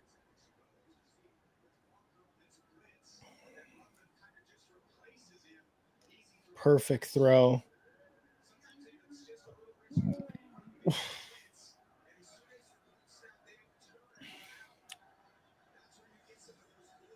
First and 10 Bears. Caleb is 8 for 17, 48 yards. It has not been a good day for him, but the run game has also not been good. Fakes the handoff, back to pass. Looking under pressure, escapes a sack, throws, caught! Cole Kmet inside the red zone, baby. What a pass by Caleb. Wow.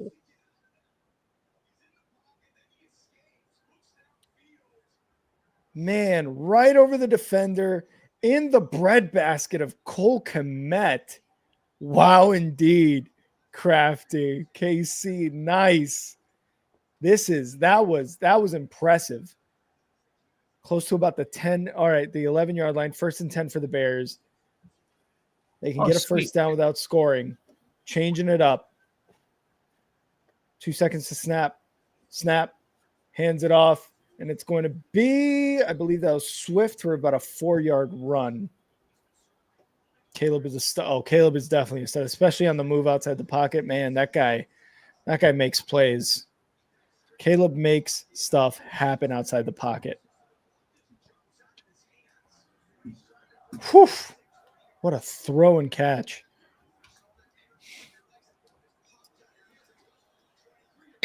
Second and 6. Caleb shotgun. Moving his man around. Cole Kmet. Snap. Hands it off. Going to be Swift. Up the middle. They're pushing. And he's going to get about 5 on that run. Close to a first down.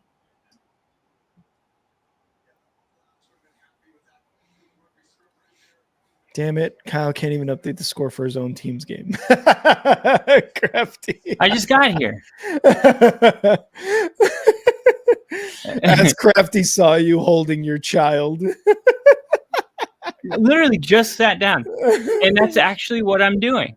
Wow. I don't even want to do it now. Can't catch a break.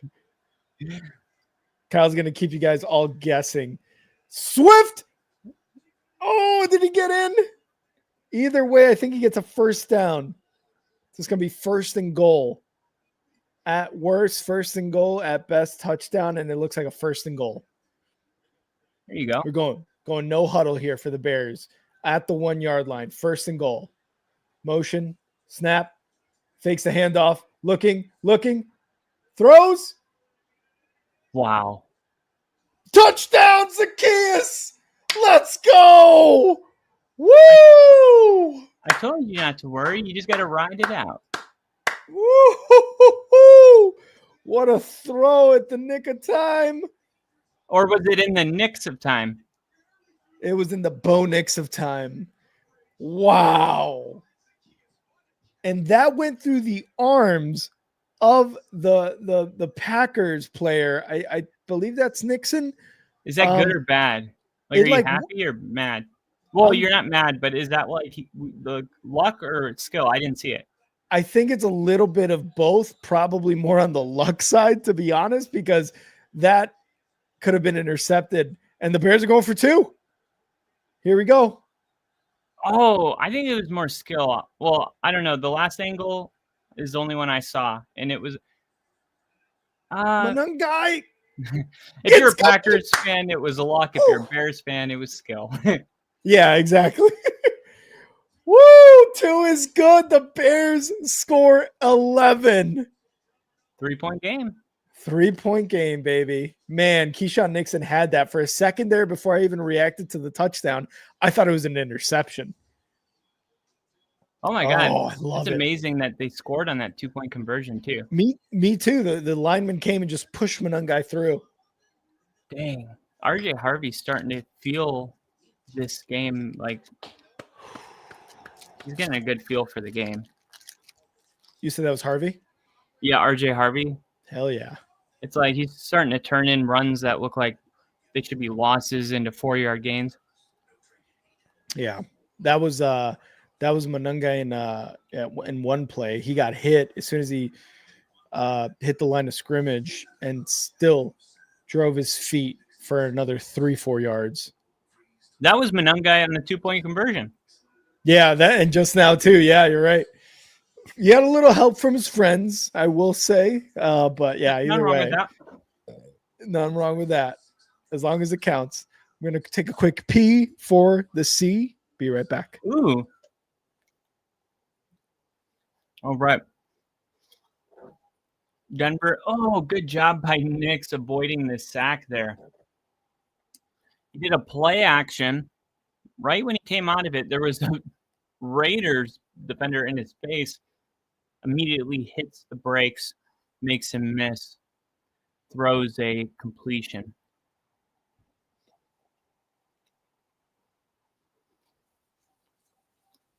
Seeing the field.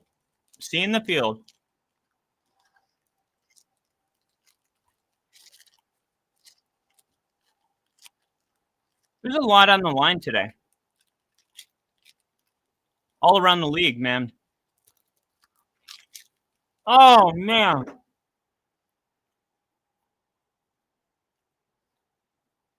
It looked like Cortland Sutton could have had.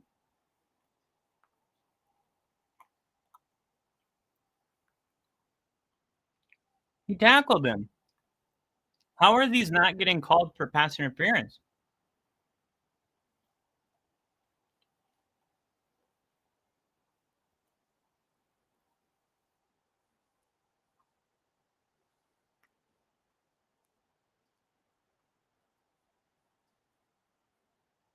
Third down and 4. Nix looking, firing, caught, first down.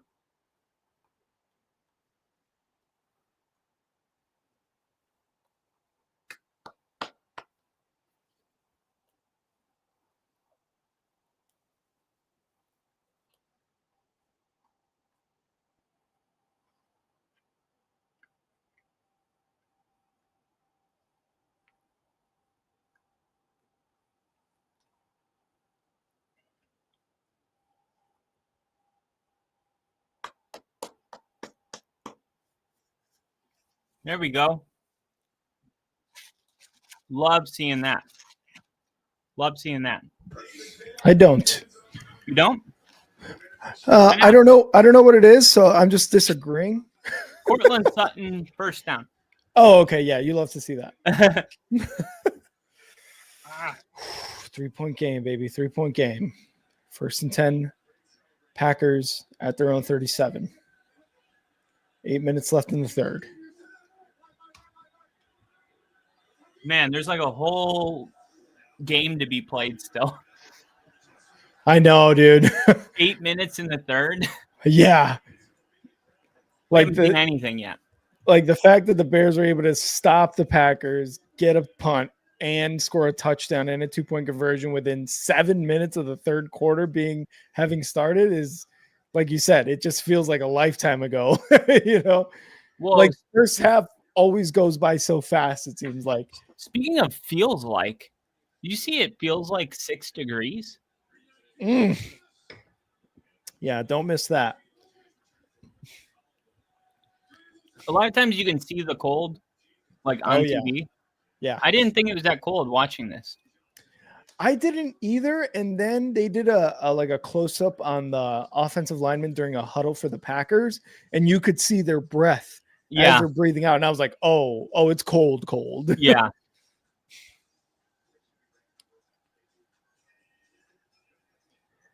P for the C. Yep.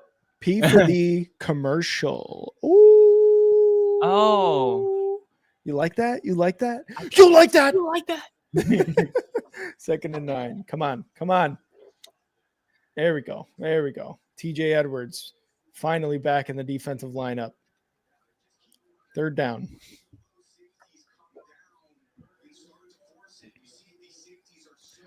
There's steam coming off the ref's hat. That's the NFL The He's a robot. transmitter telling them, "Hey, fix this game so the Packers win." That's what that is. 3rd and 3. Come on, Bears. Come on. Oh my God. CJ Gardner-Johnson just let up a touchdown. Nuh-uh. Right now? Christian Watson again.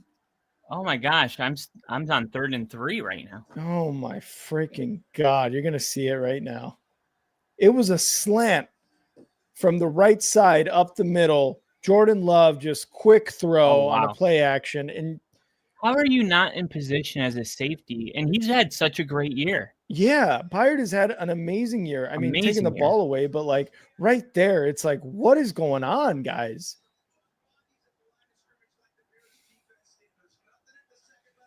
Man, Jordan Love and this Packers offense are just taking advantage of these miscues by the Bears, and it is infuriating. And that's God damn it. That's 2 touchdowns. But like I said, there's an entire game to be played.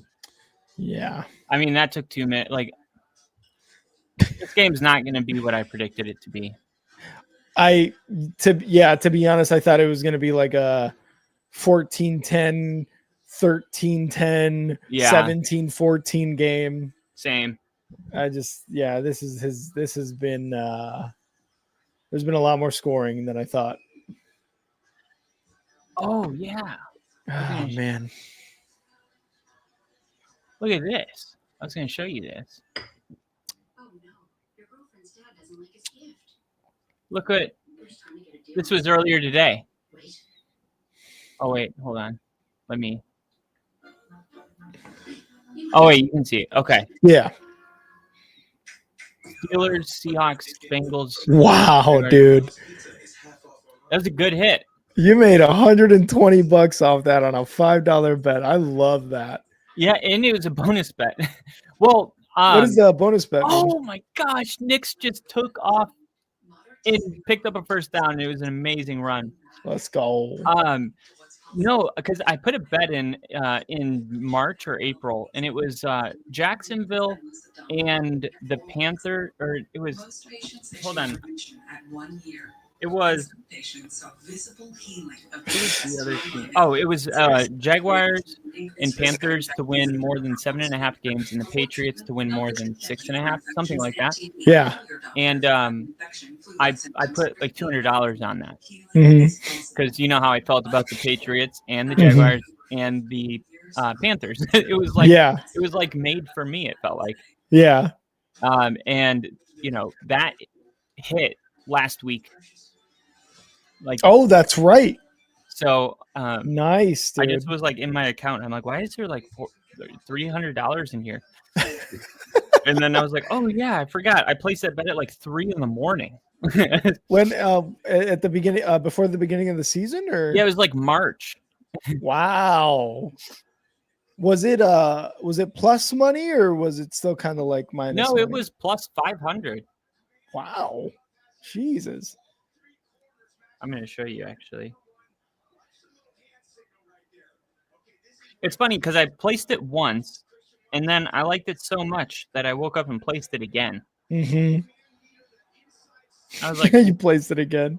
Yeah, I'm like, yeah, this is definitely going to hit. Okay. We got to score on this drive again. We have to. Keep it going. I think it's going to turn into a back and forth game now. Kick goes out of bounds. Bears are going to start at the 40. That's good. That's good.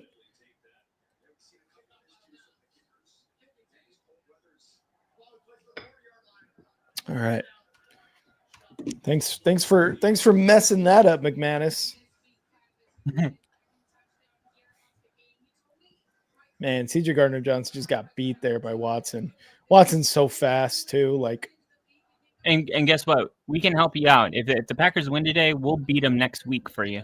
Please, God, do. Please. I would love nothing more than, even better, the Bears beat them, the Broncos beat them next week, and then we beat them again in 2 weeks after we play the Browns. That would be sick. Well, if the Packers were to win today and we beat them next week, the Bears would control their own destiny Yeah. because then they could beat them on the second. Because typically when it's really close, you split. You split. It's just the way it is. Yeah. Very rare are you going to Mhm. sweep a good team. Like Denver plays the Chiefs on Christmas. I don't know if Sean's going to I don't know if he wants to show his hand right before the playoffs in a game that, Right. he's he probably wants to save some of these plays. Yeah.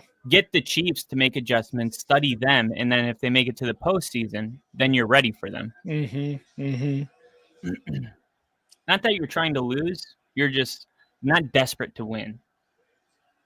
Caleb Monangai gets hit immediately behind the line of scrimmage. Jesus Christ. Glad that was a first down, not a third. Whew. Yeah, this is where the Bears need to show that resilience. Mm-hmm. One of the things Ben Johnson's been doing is just the way he's done dialing up the run all year is insane. Yep. The question was always if the Packers take away the run, what do the Bears do? Yep. And it looks like we're going to find out. Not because they're not running well. It's just, I don't know. I'm kind of watching, but I'm watching the Broncos game. It doesn't sound like they're running like a regular Sunday. Yes. No, nothing like they did against the Eagles. Even the Vikings game, they were running the ball effectively. It's just this Packers defensive line, and I knew it going into this game. Their defensive line is very good. It is tops in the league, I believe, in terms of pressure, stopping the run, things like that. Monangai and DeAndre Swift, while they have been able to bust out some good runs, it's not like they've been busting out 20-yard runs like they were against the Eagles or anything. They've been struggling to do explosive plays, and they've been able to get small 3-4 yard gains. Yeah, that's what I expected. I know the run defense is good in Green Bay. Yeah. And that's And that they're missing a defensive lineman. I don't know his name exactly, but I believe they're missing one of their better defensive linemen. 3rd and 3, Denver. Oh, off the hands of Sutton, incomplete. Damn it! Those are always the worst off the hands. I want them to go for it, and I don't know why. 2nd and 8, quick throw. What are we doing, guys? God. 3rd and 8. You try to do a quick wide receiver screen, and that just did not work. Should have been a touchdown. That's a pass interference, but is it? But no, I got to see if the ball was there at the same time or not. They're not going to call it. Whatever, it is what it is. 3rd and 8 for the Bears.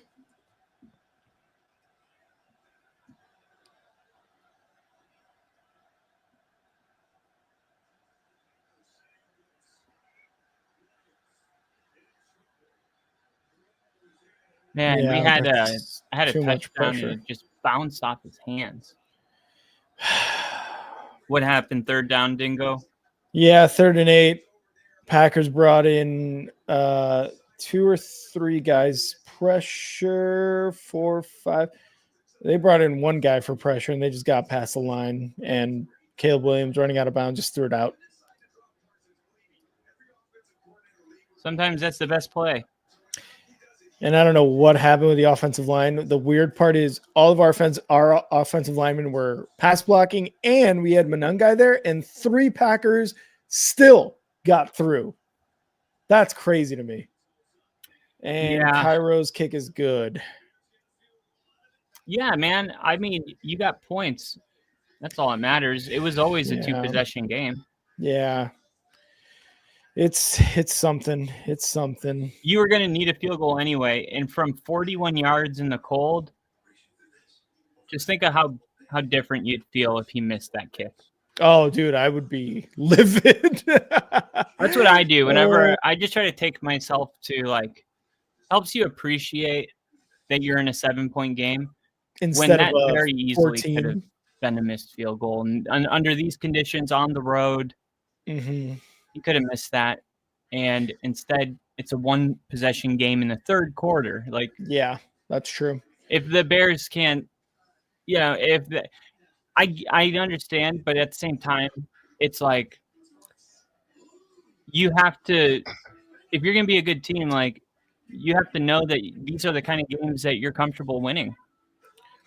Yeah. Like because there was a while where I was like, if we were down 7 in the third, I felt like we were doomed, you know.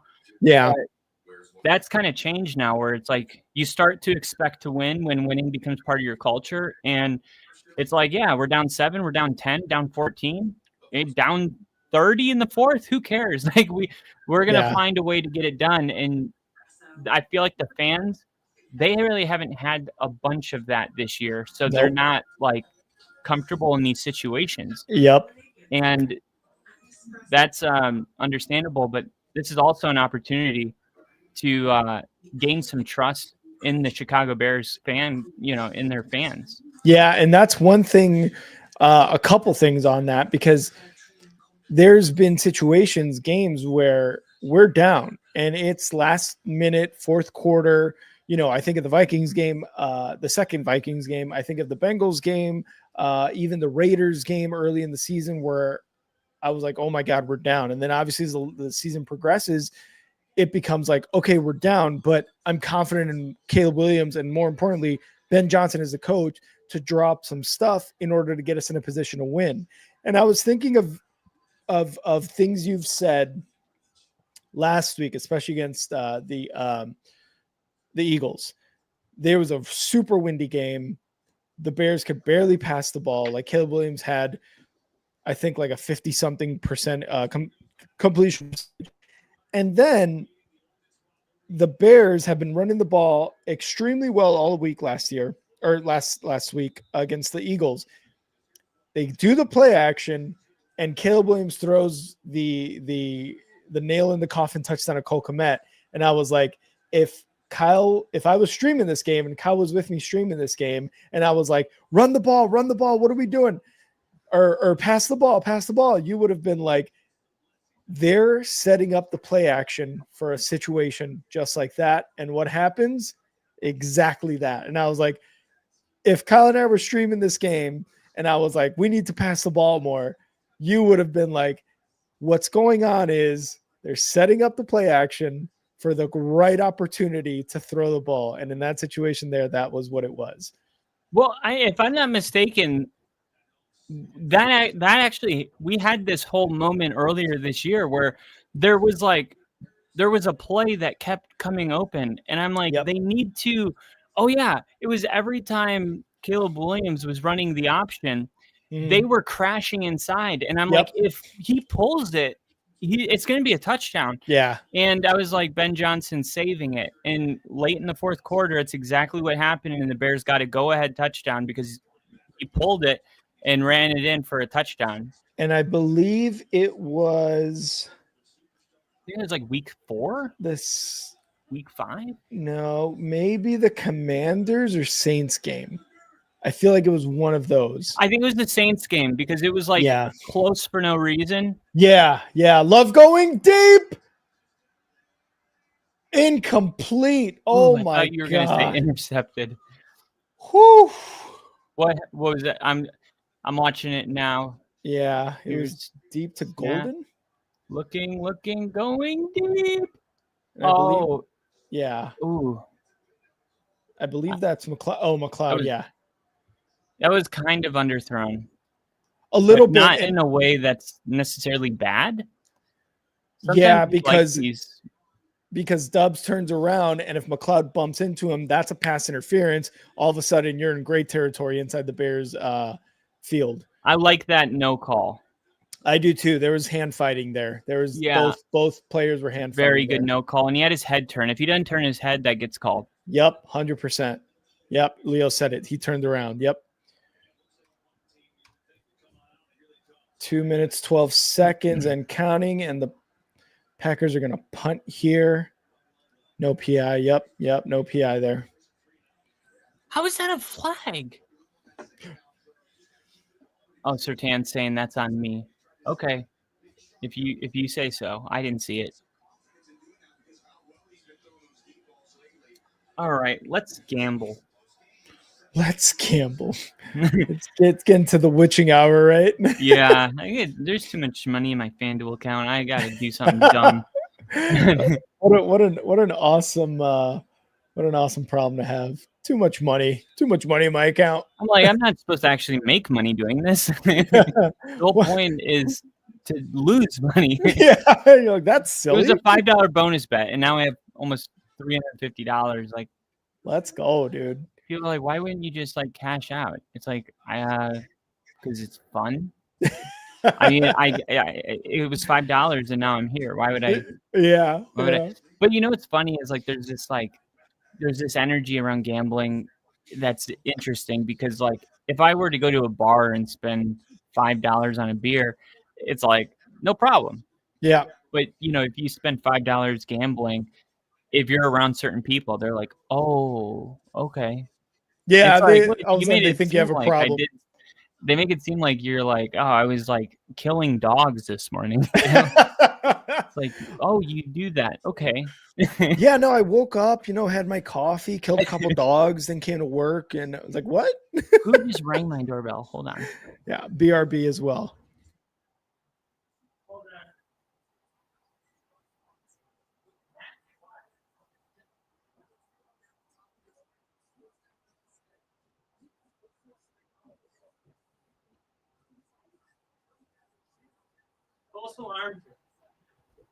False alarm. Well, the door did ring, but we're expecting somebody. I'm talking to nobody. Okay. All right. So you guys are gonna help me. You guys are gonna help me place this. The Broncos win by more than 10.5. I think the score touchdown. It's a 10-point game. And that was Riley Moss on the coverage. That was Bo Jackson's nephew.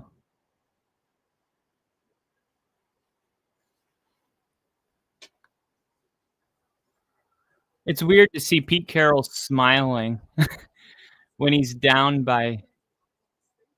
Damn, that was an amazing throw.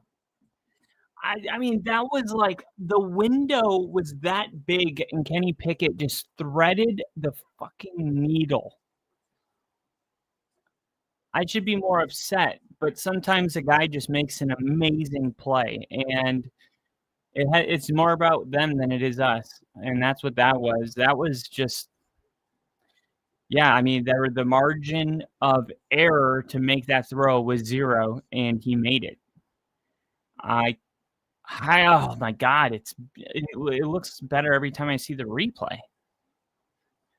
I have to say something on X about that. That's incredible. Hold on. Let me see. I should be more mad, but that throw by Kenny Pickett was just incredible. All right, here we go. 2nd and 4. I think Caleb just completed a pass. I don't know exactly what happened, but I just saw Kenny Pickett make like the throw of the year. Really? Yeah, I was just saying I should be way more upset, but the throw was just so good. Like, I can't be mad at that athletic throw. I was like, it had less to do with us and more to do with it. Sometimes when a quarterback makes like a certain throw, there's nothing you can do. Mm-hmm. And it was just one of those throws where like the margin of error to make that throw was like 0, and he made it. Mm-hmm. It's more impressive that it was like a 40-yard pass. 3rd and 1. How do you spell incredible? And first down, Manungai. Yes. Incredible. Manungai. That's how you spell incredible. INCREDIBLE.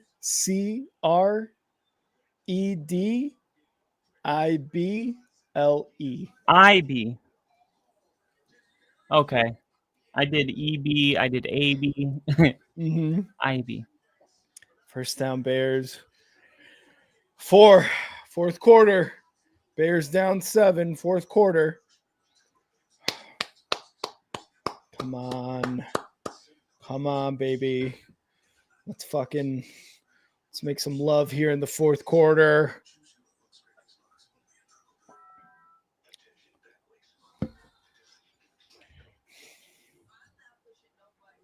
This is the one time I don't want to believe in love. What's going on? My gumbo. Manunga. Oh. Mr. Leo the Greek woke up feeling dangerous. Just like Chris Kyle in American Sniper. How you feeling, come Kyle? on. Did the Raiders get the onside kick? Did they? What's the score? No, we got it. 24-14 after the best throw of the year by Kenny Pickett. Nice.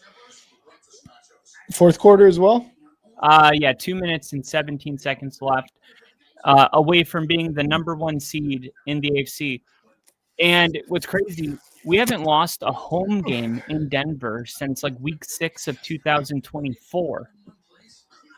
So if Denver gets the 1 seed, not only do they get the bye, but all home games. The home games, yeah. The crowd. Oh my God. When the Broncos and Chiefs played, Tony Romo said, I haven't been to any game this year that felt like this. Yeah. And like all the people in the press boxes were like, you could feel the whole thing shaking. Yeah. Like, these fans have been hungry, just like Bears fans, for 10 years for, something like this. And if Denver gets those home playoff game, it's going to be an unreal atmosphere. Oh, I bet, dude. I bet. Oh my gosh. Hard run by Harvey. Really like Harvey. How many rushing yards is he at now, I wonder? 200. Probably not. I don't know. Not that many. Feels like 10 degrees in Green Bay. Temperature is 14, but with the wind chill, it feels like 10. 75 yards, but he's averaging 4.7 yards a carry. Hell he's got 16 carries. Bo Nix has thrown it 38 times. He's got 31 completions. Oh, big run by Manunga there for about 9 yards. Dude, Nix is 31 for 38, 212 yards, and we have 3 drops. So he should be 34 for 38. Don't you hate that? Like, you look at that and you're like, okay, if they didn't drop the ball when it was in their freaking hands, Bo Nix's stats would be much better. Yeah, and one of them's a touchdown, which you can add that to the stats too. Yeah, there you go. And probably a lot more yardage. Stats are very it's hard to understand what story they're telling you without watching the game. Go for the first, Caleb. Come on. Did he should have ran for it and he didn't, right? Yeah. That's a thing with him. And he doesn't want to be a runner, and I get that. But sometimes there's nothing more important than just picking up a first down and keeping a drive going. Yeah. Bo Nix does it too. He did it today on second down on the goal line. He could have ran it in, he didn't. And then they decided they were gonna go for it on fourth down, and he ran a draw and ran it in. I'm like, yes, there we go. Yeah. 31. Come on. Let's go. Let's get it. Who's first down, baby? Swift in Packers territory. Let's go. Bo Nix and Max Crosby gets his first sack. 2-minute warning. Who's playing it? Texans, Chiefs. That's going to be a good game with the Texans being better recently. That's a playoff game. Yeah. Because if the Chiefs lose, they're eliminated. If the Texans lose, their path is harder. But because there's one team facing elimination, look, mathematically, maybe not. But this is the final, gasp for the Chiefs. Yeah. They have to win out. So that makes this a playoff game, which is awesome because we're in week 13 and we get a playoff game. Mm-hmm. I think if the Chiefs win, they're in now. Oh, so they would be in because they have the tiebreaker over the Colts. Oh, okay. Who? The Chiefs, it looks like. The Chiefs? Yeah, I assume I don't know what the tiebreaker would be. 2nd and 3. Hold on. Quick. Let me see. Shovel pass.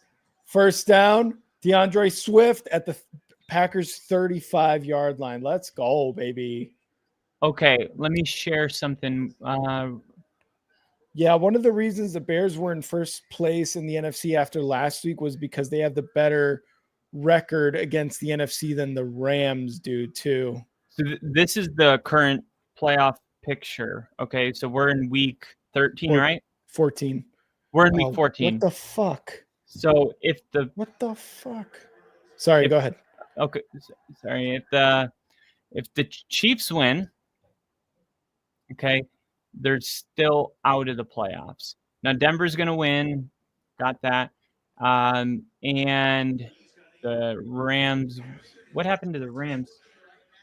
They're number one seed. Wow, 45-10. Okay, and that's all been settled. So Packers. If the Packers win, then they would be the 2 seed. Chicago's the 7. If the Bears win, they stay the 1 seed, and Packers are the 7. But if the Chiefs win, as you see here, they are still not in the playoffs. Oh, now, wow. Next week, if the Chiefs won again, still out of the playoffs, and that's with the Chargers losing. Let's make the Jaguars lose. Let's make who would they be chasing at this? Well, the Chargers are the team with the 7 seed that the Chiefs are chasing down. But even if they beat the Chargers next week, which is a double whammy because they get a win, the Chargers get a loss, the Chiefs are still out of the playoffs. Wow. So, the Chiefs could win tonight and against the Chargers next week, and they're still out. Wow. Week 16, Broncos and let's see, Chiefs win again. And let's say the Chargers lose to the Cowboys. Damn. Kansas City then would make it in. But you're 7.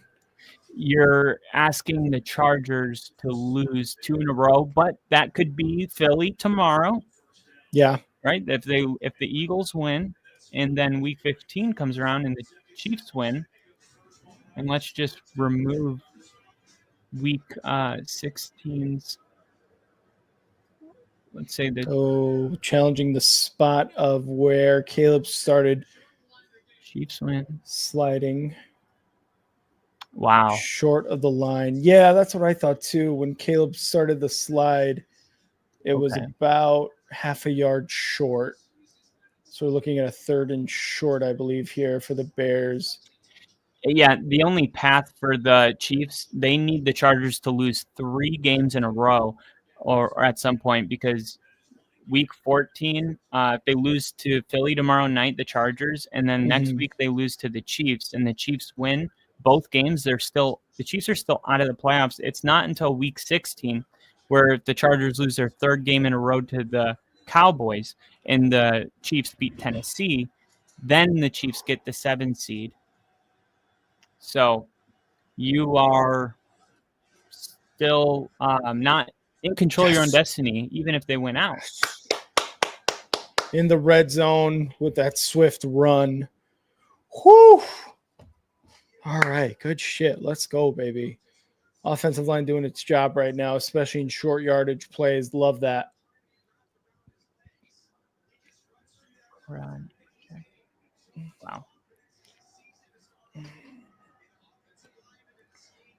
60 yards for Swift right now on 12 carries. It's about 5 yards per carry, which is really good. So, yeah, the Chiefs are in one of those where they're like, they have to win out, but they also need to start cheering for like Philly tomorrow night to beat the Chargers. And then if any of these teams beat the Chiefs once, it's over. So if they lose like tonight, it's over? Yeah, if they lose tonight, then essentially you're needing teams to lose the remaining Yeah. games, and if they win even one of them, it's Mhm. like over. So I mean, Right. they still only have 6 losses, so you could be an 11-6 team, but it looks like there's going to be some 10-win teams out of the playoffs this year. Wow. Yeah, I know in the NFC for sure. I think it's like you need at least 11 wins. And that's the parity that we've been talking about all Yep. year. Yep. And Caleb's gonna take this himself. About 2 yards, maybe 3rd and 8 coming up. Really good coverage there by the Packers. Oh man, come on. 9:58 and counting in this fourth quarter. The Raiders are getting some garbage time, like stat. Like we're just trying to end the game, and the Raiders are like still trying to win. I'm like, maybe we should, keep that energy up. 3rd and 8. Quick throw, Luther Burden, right side, got some blockers. First down inside the 5. Let's go. Man, Jediah Barron starting to really come to form. I like our rookies are really starting to contribute. Yeah, like Luther Burden, Colson Loveland, and Monungai for us have been really, really well, doing really, really well. RJ Harvey has been doing really well for you guys, and that's good that Barron has been doing better. Yeah, I think every year you want at least 2 of your rookies to like make an impact. Especially your day 1, day 2 guys. Here we go. Yep. Fakes the handoff, looking, throws. Incomplete. Why would he slide in bounds? The Raiders had no timeouts, and he could have walked out of bounds and stopped the clock, and he slid. Ooh, Gino or Kenny Pickett. So like, Gino's hurt or Gino's just sucked? Yeah, he got hurt. Oh, I think it's like 30% of our games this year, our defense has knocked out the other quarterback. God dang. It's just like they take a lot of hits, man. Yeah. 2nd and goal. And then if you have a quarterback that doesn't know how to slide. Swift up the middle. Oh, he's at the 1.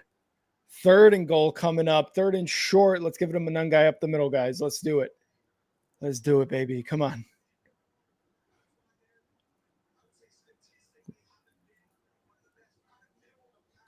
Oh, my God. Brandon Jones. Delay a game penalty for laying on top of a player. Of course. 3rd and goal at the 1. Motion. Snap. Fakes the handoff. Looking. Touchdown, Colston Loveland, baby. Let's go. That's my fantasy tight end, baby. Woo! Oh, my God. This is crazy. This game turned into a 7-point game. And people are going to be like, look, they almost lost to the Raiders. And it's yeah. How much time left? 5 seconds. Well, they just got a penalty that put them in field goal range, and the game would have ended. But now they get to kick a field goal and then try an onside kick and then a Hail Mary. But it's like snap, hold, kick, tie game. That's game. They kicked a game-winning. Or I'm sorry, they kicked a they kicked a field goal. A game losing? Yeah, I don't even know how to say this. They kicked a field goal to make it a 7-point game to end the game. Wow. All right, whatever. I hope the Raiders feel good about themselves. We are the number 1 seed in the AFC. Let's go, Kyle, baby. You know what? Yeah, your son's born. Broncos are number 1 in the AFC. I'm just saying. 10 years since Super Bowl. 10 years since Super Bowl 50. The 40 Super Bowl years back in Santa Clara for the first time since Super Bowl 50. Ooh, when Denver won. Shit. Oh shit! And Denver won because of a legendary defense. And this year they're defense. Their defense is amazing right now. My son waited to be born until the Broncos were on their bye week. Literally, like all that stuff lined up perfectly, dude. I really do feel like in the offseason, and Sean got all that shit for saying, in my time coaching, like I've coached like 3 or 4 teams that I felt like could win the Super Bowl. And this is one of those teams. And people are like, oh, he's just saying that. And there was other people that were like, why would he say that? Like, what is like, why wouldn't he have said that last year then? You know, or I don't know, the other 18 years he's coached and not said that. And now I think people are starting to see like, okay, I mean, I saw it the whole time. Yeah. Because I follow this team, you know, very closely. So I knew that, yeah, last year was about getting to the playoffs. This year was about the Super Bowl. And I think the Bears are in that boat. Like, it's just about going to the playoffs. If they get beat in the playoffs, next year it'll be about the Super Bowl. Yeah, next year. This year it's about making the playoffs and making it for the first time since I believe it was 2021 or something like that. 2020 for the Bears in that wild card game against the Saints.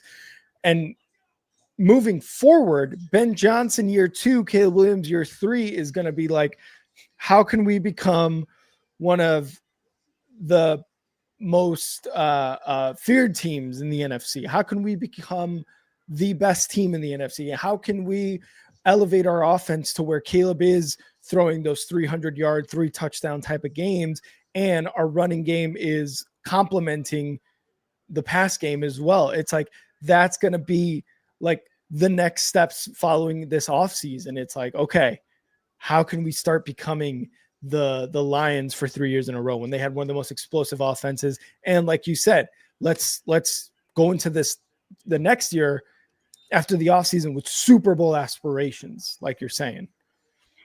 Exactly. And here's an update for you guys. Oh, can you hear me, Rick? Yeah, I got you. Okay. So after the 4:00 games, there's nothing left in the AFC. So everything else pending is NFC besides Sunday Night Football and Monday Night Football. But for the 4 p.m. and the 1 p.m. slate, this is it. So Denver does move into the 1 seed. New England tied with Denver. They are neck and neck. But like I said, Denver controls their own destiny. New England needs Denver to lose one. Of course, Denver, much harder schedule. Jacksonville, Packers, and Chiefs and Chargers are their last 4 games. Jesus Christ. And they will be, you know, I like their chances in all those games because there's a good football team, but it's going to be difficult. And but the fact that they control their own destiny, 3 or 4 of those games will be in Denver. Only one that won't be will be the Chiefs on Christmas. But yes, that is an update. And then in the hunt, right, Buffalo gets the win, so they are, you know, I don't know if they'll catch up to New England. They pretty much need New England to lose out. Yeah. And then the Chargers at 8-4, they're susceptible with Indianapolis, who lost Daniel Jones today for, I believe, the season. And that is going to be tough for the Colts. They have tough opponents coming up. They play the Jaguars again in a couple of weeks. So that's brutal. And now all of a sudden the teams in the hunt who are 1 or 2 games back, which would be Houston and Kansas City, Baltimore at, I believe that's 6-7. Let me do this for 1 second. 6-7, and Miami is at 6-7. Yeah. Weird enough, these teams in the hunt, it's not like, you know, sometimes they put teams in there and it's not going to happen. These teams are very much in the hunt. And with the Colts losing their quarterback and with the Chargers, just, I don't know what to think about the Chargers right now. Me neither, yeah. Sometimes they're good. So I'm kind of, Green Bay and the Chargers are kind of similar, except the Packers are better. But there's very few things that are solidified. You know what I mean? Like, oh yeah, 100%. Everything is. I mean, take a screenshot of this, and I guarantee you, I hope not, but I believe it'll all be different in January. Yeah. All right. I think all I wanted to show you.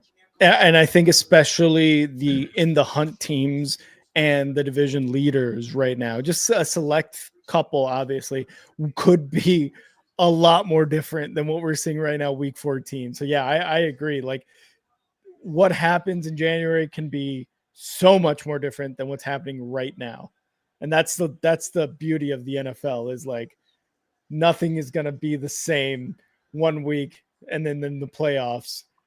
And Holy third and crap! 2 It's coming up. tied, Yeah, the Bears on that Loveland touchdown tied it up. dude. I knew it. I was like, don't worry. Well, now, but they're marching down the field right now, which is a little scary. But they need a big stop here. The Bears need a stop here. Look, I thought this was gonna split, and I thought each team was gonna win their home game. To be honest, but Yeah, I was just saying, don't worry, because the fact that I thought this is gonna be a field goal, no matter who wins it, is no reason to panic. Because if I'm predicting the winner wins this game by a field goal, then that means I believe anybody could win. You said you said you believe anybody could win? Yeah, because I only had the Packers winning by a field goal, and if that's the case, then if it's that close in your prediction, then I wouldn't be shocked by anything. Yeah. Let's go, baby. Let's go. The Packers is like their home field advantage is nothing like Denver. Like their fans are so loyal, but they're just not like a rowdy bunch. Well, I haven't been there. You've been there, obviously, to Lambeau, so I wouldn't know. But like Seattle, like it's just some stadiums are just very different. Arrowhead, Denver, Seattle. I haven't been to Arrowhead, but I've been to Seattle, and I know that Arrowhead competes with Seattle, so I know what it sounds like. Big 3rd-and-1 here for the Packers. It's like same decibels, same decibel level at Arrowhead. Pitch. Oh my God! Tackle him! God, what the hell? You had 3 Bears in the backfield, and they couldn't stop Jacobs. What is that? Oh my! Oh what my God. Was that? You had Montez Sweat right there, Jalen Johnson right there. You throw a hand on him, man? What are we doing? Oh my God.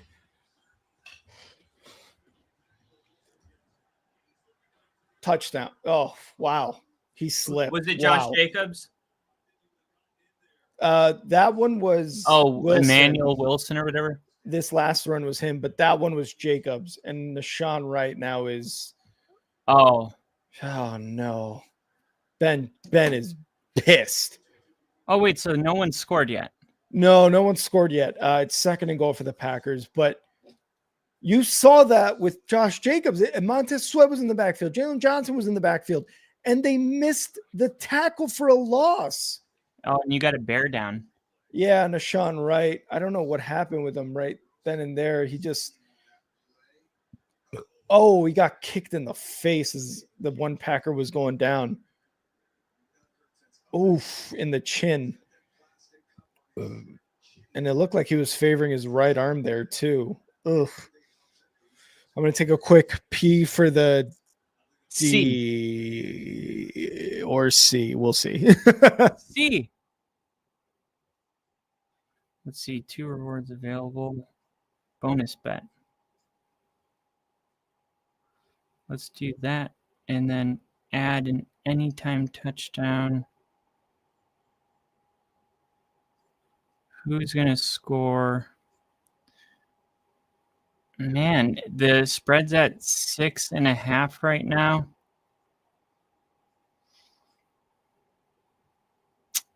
Six and a half. That's tough because if the Packers score, they go up 7. But if the Bears, I think I like the Packers -7. Don't tell Rick.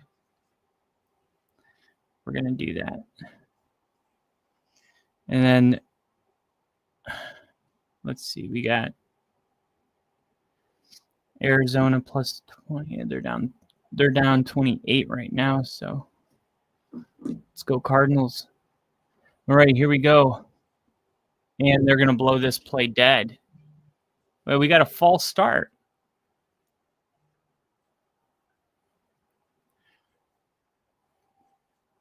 We got a false start. This is crazy.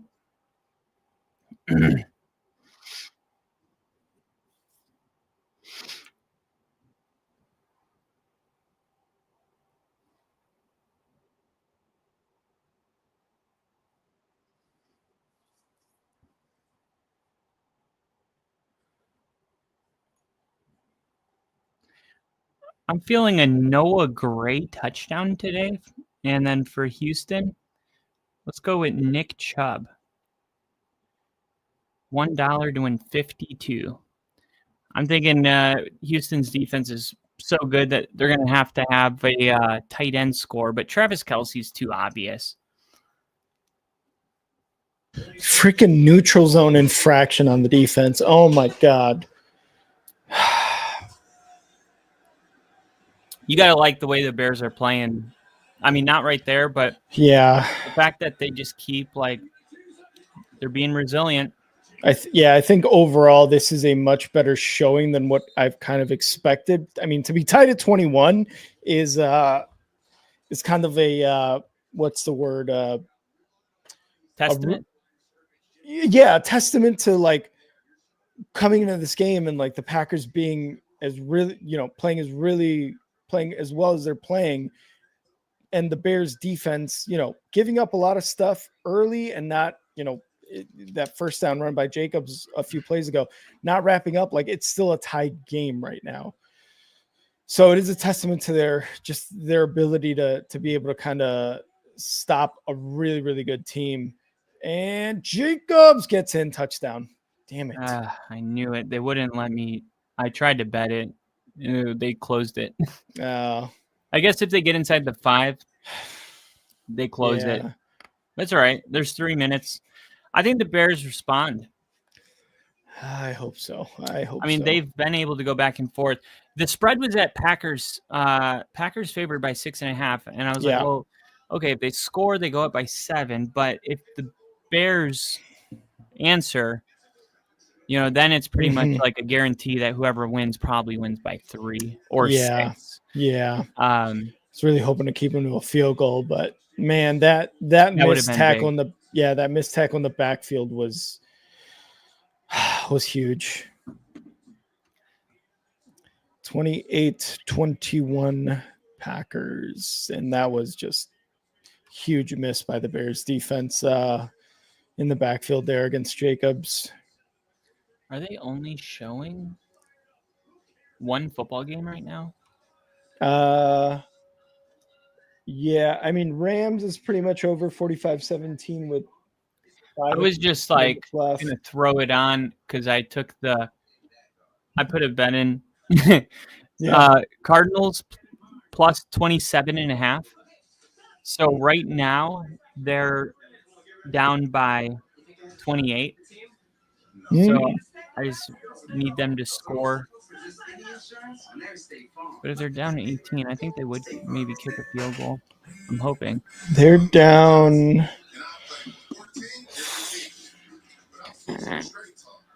25. They're down 20. Damn, they're down 4 scores. Yeah. Holy crap. It's pretty remarkable. Yeah. I mean, the Rams are so good, and I'm just I'm just wondering who's going to beat the Rams, right? I just don't. I mean, even if Denver went all the way to the Super Bowl, the only the fan in me, of course, okay, taking that aside though, yeah, it's going to be hard to beat the Rams. Yeah, and what? And even because who beat the Rams a couple weeks ago or last week? The Panthers beat them last week, and there again, it's what? Yeah, but I also think the Panthers are a good team. I mean, the Panthers they're better for sure. Yeah, they beat Green Bay. They beat the Rams. They beat they have one more what type of a win? Oh, the Cowboys. They beat the Cowboys, which was a pretty good win. I think at the time too is when they beat the Cowboys, it really was a what? What just happened? Yeah. They beat the Dolphins. They beat the Saints. They beat the Falcons. Then they lost to the 49ers on Monday Night Football last week. But they bounced back with a win against the Rams, and that's kind of they've been their thing is they lose, but then they don't go into these long sulking losing streaks. They just kind of bounce back. Right. I mean, for a team that started the season 0-2, and then they get their first win 30-0 over the Falcons. Yeah, that's ridiculous. and then lost to the Patriots, and then beat the Panthers, and then beat the Cowboys, and then beat the Jets, and then got killed by the Bills, Mm-hmm. and then responded by beating the Packers. Hard team to put your finger on.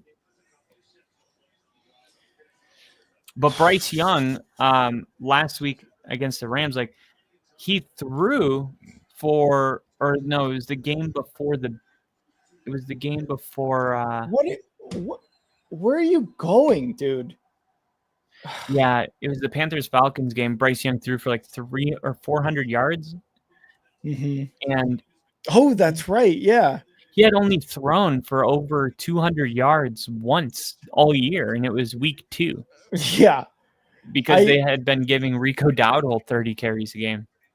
His like Canales, I will say, like, I don't think he is one of those guys that the NFL or a lot of NFL media is looking at for coach of the year. I mean, you're looking at your Vrabels, your Steichens, your Vrabel, McVays right now. But Denver, I think yeah, maybe and Sean Payton too. But I think like Canales is definitely being like overlooked for coach of the year. Caleb caught Burden to the 50 inside Packers territory at their 46. Love it. But Canales, you know, I think was at the time, obviously they had their struggles last year and it looked bad at times. I liked that hire for the Panthers because I thought, okay, here's an offensive mind, the best one of the cycle. And with Bryce Young, what he did with the Bryce Young, Andy Dalton sitting and starting, I thought was really good. And that's what happens, man. That's the stuff that happens is now you're looking at them and you're like, wow, they're a good team. Caleb back to pass. Rolling right. Throwing incomplete to Zacchaeus. Dude, Michael Wilson has 16 targets, 11 catches, 142 yards, and 2 touchdowns. Oh my God, what a pickup you had. Yeah, I've had him on my bench, and I've started him every game Marvin Harrison Jr. is out. Oh, really? And he does it every time. Oof. Yeah, because I remember when I was watching football channel, like it was in the middle of the day, and it was like, officially ruled out Marvin Harrison Jr. And I went on Google. I'm like, who's the number 2 wide receiver? And then I went on waivers and added him and started him immediately. And he got 40 points. Nice. Throws. Caught. Wow. Duvernay for a catch as a wide receiver. Wow. Dun, dun, dun, dun. Dun, dun, dun, dun. Hopefully they don't score too quick. Give the Packers the ball back. I know that's what I'm hoping. I think the 2-minute warning is about to come up. The fact that Duvernay is on an offensive play and caught that ball is honestly a little surprising.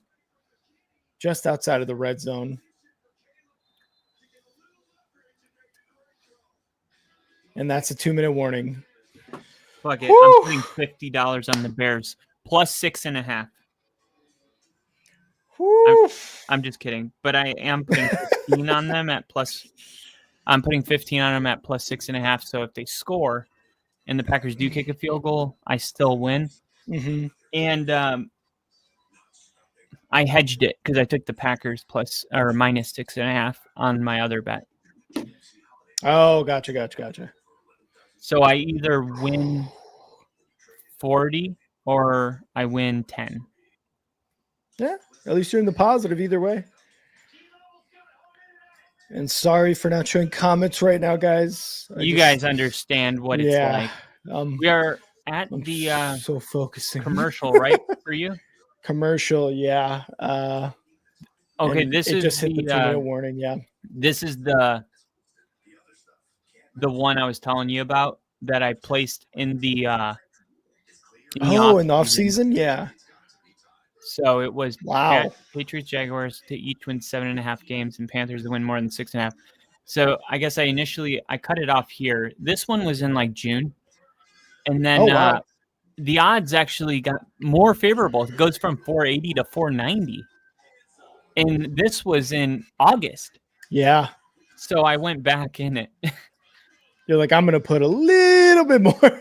Yeah, I'm like, all right. Because I really did. I felt like those were teams that were going to take that next step this year, and I think Arizona will next year. I do. I remember it was like week 9, and I was like, people don't understand that if Arizona had scored just 4 more points in every game, they would be 9-0.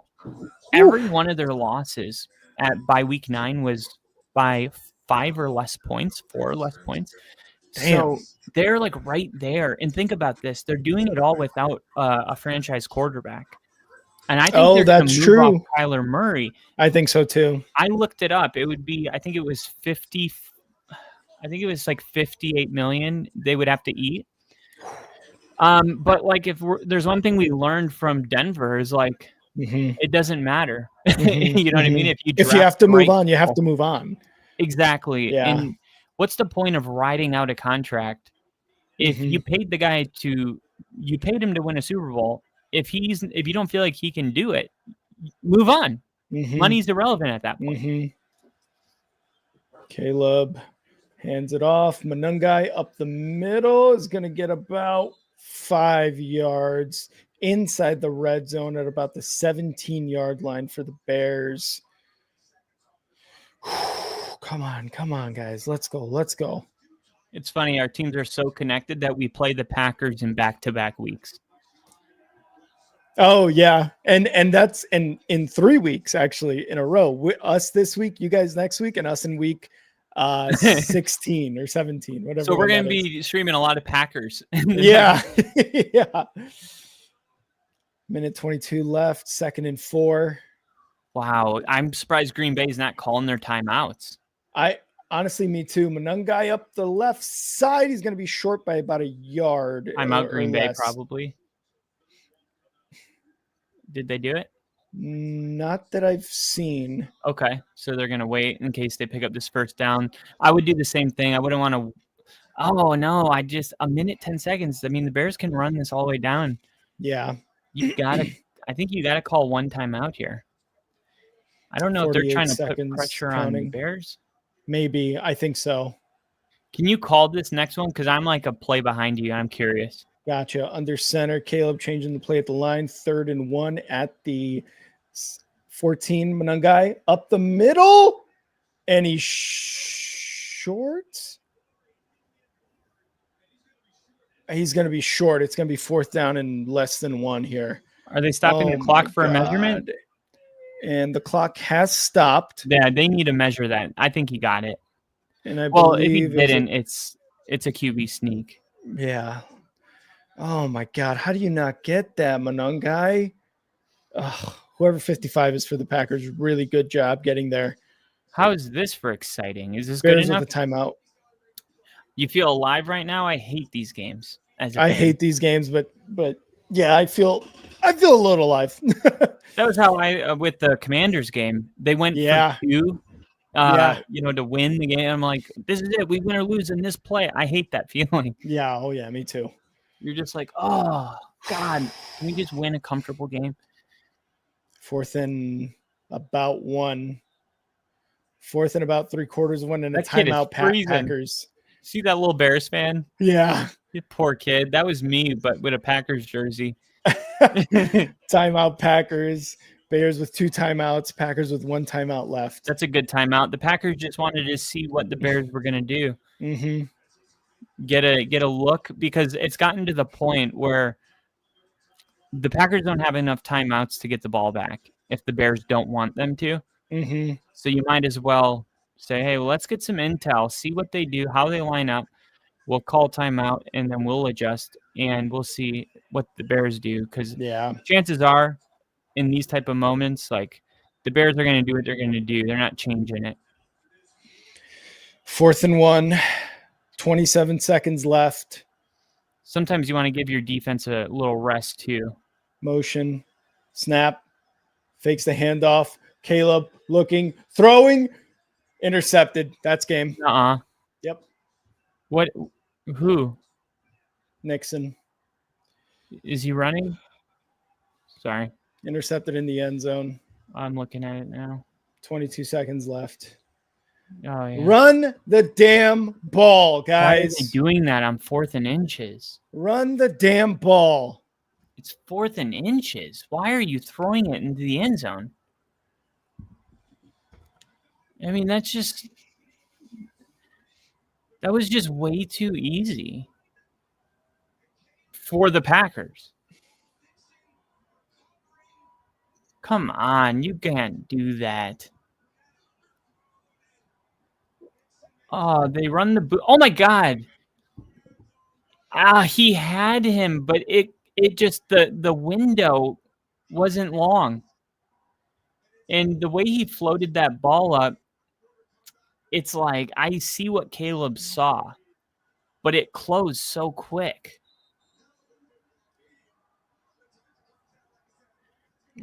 It's all right, Caleb. You'll have another shot at it. Your team's in great shape. You control your own destiny. That's the bottom line. That's Yeah, it's how I felt in the Chargers game.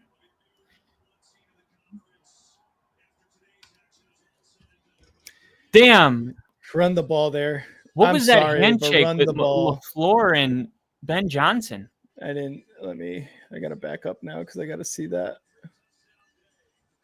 That is not what I'm used to seeing between two coaches.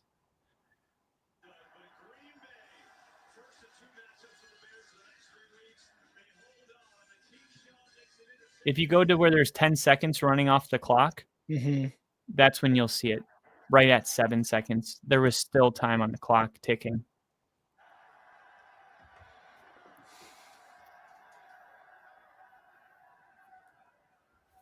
Yep.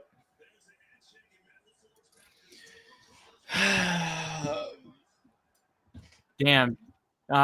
Rick, I guess controlling your own destiny helps. I mean, it would for me. Like, you're going to play this game again in 2 weeks, but it's going to be in your house. And like I said, it's so hard to win both games against this type of opponent. And what really sucks is when you lose the first one at your house, because then you're likely to lose them both. But yeah, I mean, for the Bears, like, they played this game in 2 weeks. They lost. The one that they did lose was in Green Bay, as expected, you know, and they still control their own destiny. So I think, like, for the Bears, you gained a lot of intel, a lot of film. You also found out today that you indeed can play with the Packers, which I know no Bears fan wanted to admit that was a thought in their head. And I'll say it for them. This is what they needed to see. They needed the Bears to come out and play toe-to-toe with the Packers, and they did. And they, in my opinion, they proved that they should be the favorite when they play in 2 weeks in Soldier Field. And that game's massive because they control their own destiny. Yeah, there's those positives, like you're saying. The Bears, again, Caleb Williams and the running game, and you know, Caleb Williams obviously threw the interception there, but he brought them down to that field with a chance to score. Those are the positives. You're still able to go down the field. The first half was garbage. The second half, way better. Time of possession, I believe the Bears, at least in the third quarter from what I saw, or at least somewhat through the fourth quarter, they had a majority of the time of possession, like a lot more plays, a lot more yards, a lot more time of possession than the Packers. Monungai, you had a couple passing touchdowns there for Caleb. Monungai and Swift were able to get these chunk plays, nothing like a huge breakout type of plays for really anybody on the offense. But you were still able to move the sticks. You were still able to score touchdowns, which you were down 14-3 in the first half. The fact that we were scoring touchdowns in the second half, like you said, we were able to make the adjustments, and now we've got good film. The Packers defense in that first half, amazing. And even in the second half, putting a lot of pressure on Caleb when he was dropping back to throw. The offensive line had zero answer.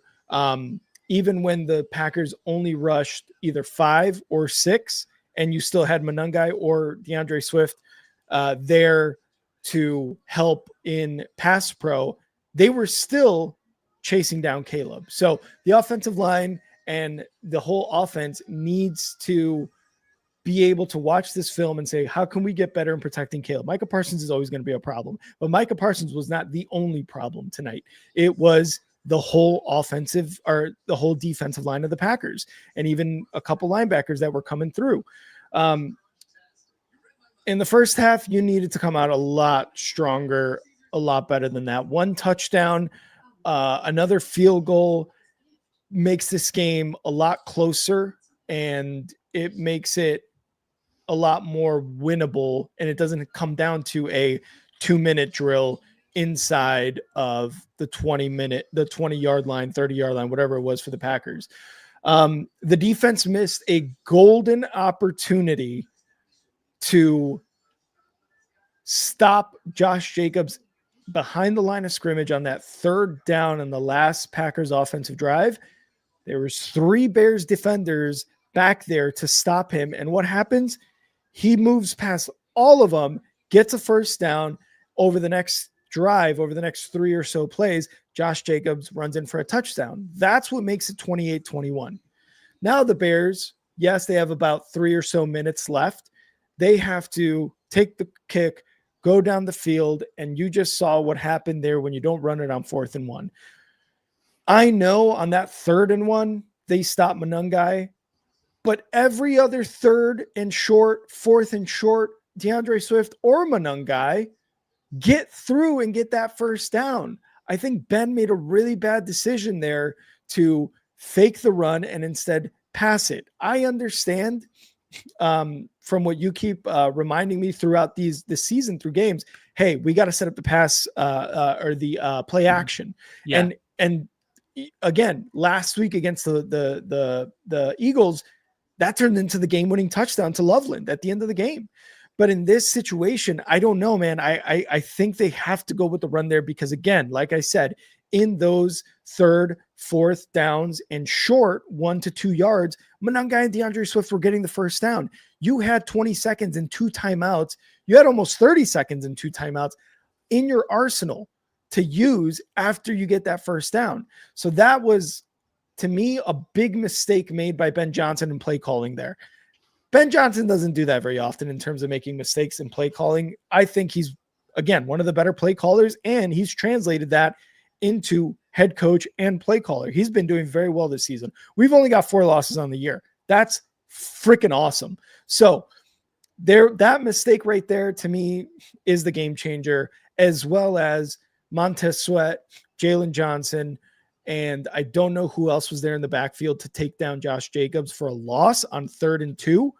That right there is the biggest game changer.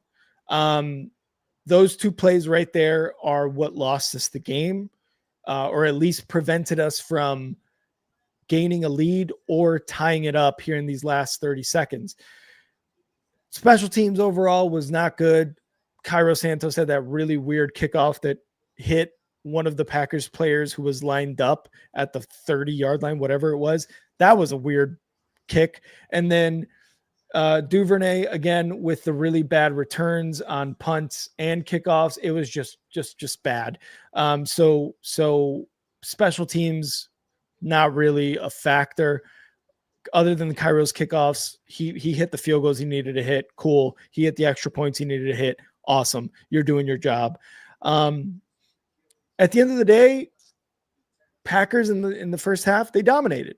And in the second half, they let up a ton of yards. They let up points. But Josh Jacobs, Jordan Love, they came through when they needed to come through. And that is Jordan Love throwing 3 touchdown passes, all of which were way more than 20 yards. And that was just a lapse in defensive coverage for the Bears. And then Josh Jacobs, he punches it in for, I believe, a 1 touchdown. Maybe I'm mistaken, 2. But I think he only had 1 today. Okay. So he only had 1 on that last drive before the interception by Nixon there in the 4th. And they came through when they needed to. So in clutch time, they did what they needed to do. And that's why they won 28-21. Again, that play calling, not calling a run there on 3rd and 1, 4th and 1, sorry, is gonna think I think live in Ben Johnson's mind rent free for the next 2 weeks until Yeah. they play the Packers again. And it'll But probably be the same situation in that game, there's and it'll be yeah, talked about like last time. What is he gonna do this time? But exactly. the only thing I will add is, I think as fans too, we're very quick to be like, it's 4th and 1, like don't be cute, run the Yeah. ball. Yeah. There is something to be said when you're going up against Green Bay, Houston, and Denver, and you need 1 yard, and your plan is to run the ball. I'm not saying that you shouldn't do it. I'm just saying if you run it and you like, I've seen this happen many times. They end up losing like 2 yards because the run defense is spectacular. They have a whole package of men that come into the game. They're these big, huge dudes that are fast and John Franklin Myers, and they bust through, and all of a sudden you're handing the ball off, and it's like, before he even gets the handoff, it's not going to happen. Yeah. And I think sometimes, like with Ben Johnson, Green Bay being one of these run defenses, he's going, hey, look, they're going to bring in their run package, and we're going to throw it.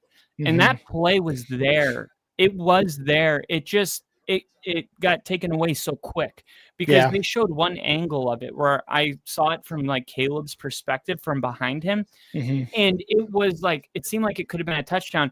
I think he put too much air on it, and it just gave the defender enough time to get under it on it. And if anything, maybe he should have thrown it early and like behind him, because he was trying to throw it like here. If he would have thrown it here, the Packers player would have been running that way, and the receiver makes an adjustment. You hit the other shoulder, if that makes sense. And to be honest, even if Caleb threw it at the exact same time he just did, if he throws it closer to the corner and Cole Kmet is shadowing more towards the corner of the end zone, like more of a post route, I think he completes that pass. I think we're looking at a tie game, possible overtime, but he tried to literally do what he did last week against Cooper DeJean and Colston Loveland, and that is throw it over, or I'm sorry, was that Colston or was that Cole Kmet? Either way, I believe it was Colston. He tried to throw it over his head, but like you said, DeJean was running with his back towards the ball, playing catch up instead of Keyshawn Nixon, in this case, having his eyes and his entire front of his body right at the ball as Caleb was throwing it. But I think Caleb throws it more, shading more towards the left side, or even if Caleb runs it himself, that may be a first down. I didn't think he had it. There was about 3 Packers defenders moving with Caleb, but about a yard or two ahead of the first down marker. So maybe maybe not. We may be looking at that if Caleb runs it and being like, why didn't you pass it or whatever. At the end of the day, the offensive line played better in the second half and was moving the line of scrimmage more as opposed to the first half. And that's why I think Ben should have ran it there. And I get that the defense for the defensive line specifically for the Packers was really, really good. I don't know, man. I just wish he would have ran it there. But like you said, like who knows how it would have played out. We may be looking at the same exact result, just a turnover on downs. But I don't know. I really do wish they would have ran it there. I feel like we would have had a better chance than what just happened.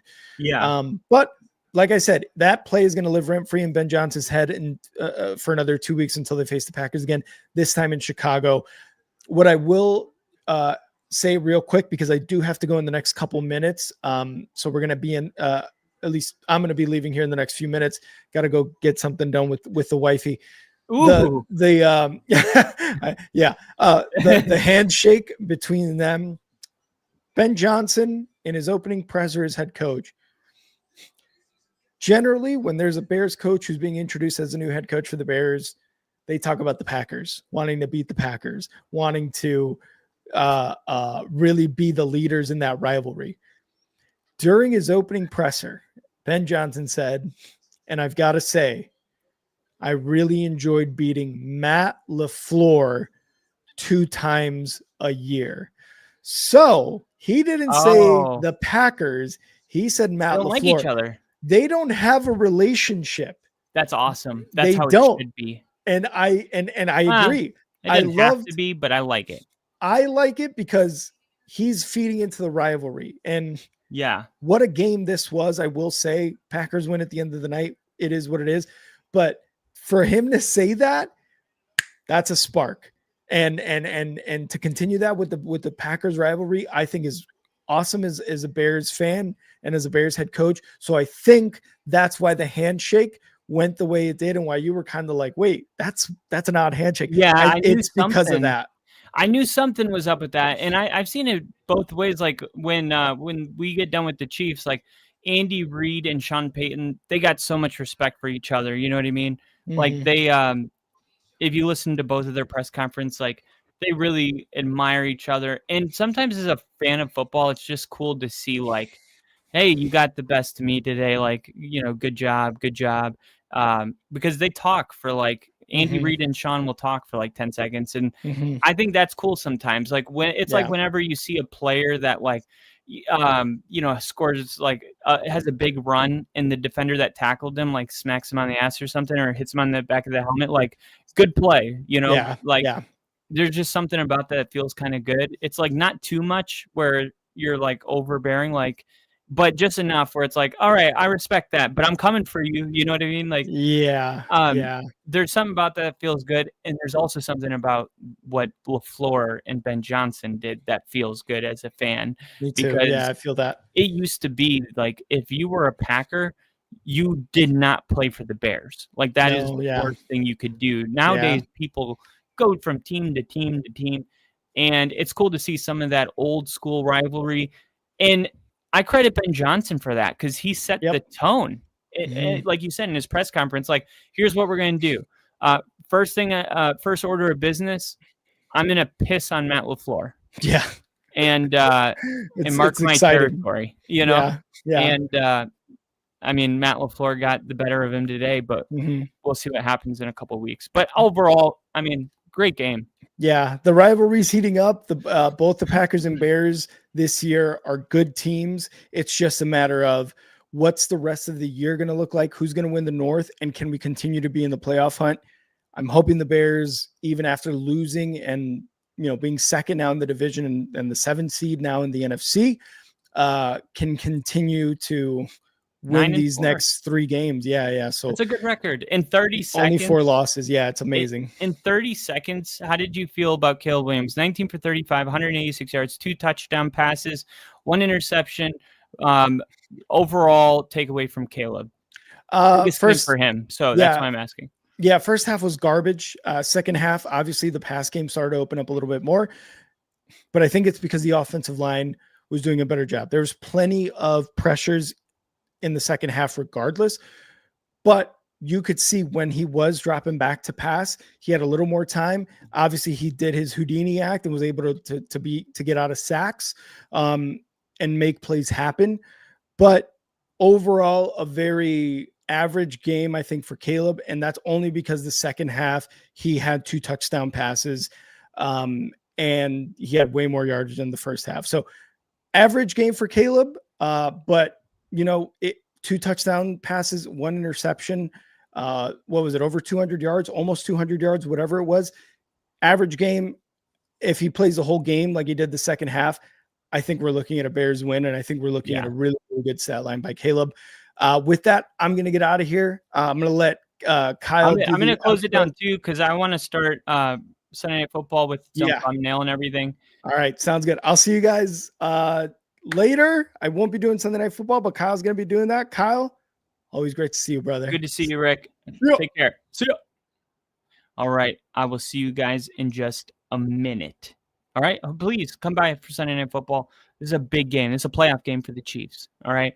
We're going to bring the energy. It's going to be a good time. We're going to raid some people. I already got some channels listed. It's going to be fun. Join us. I'll see you in a minute.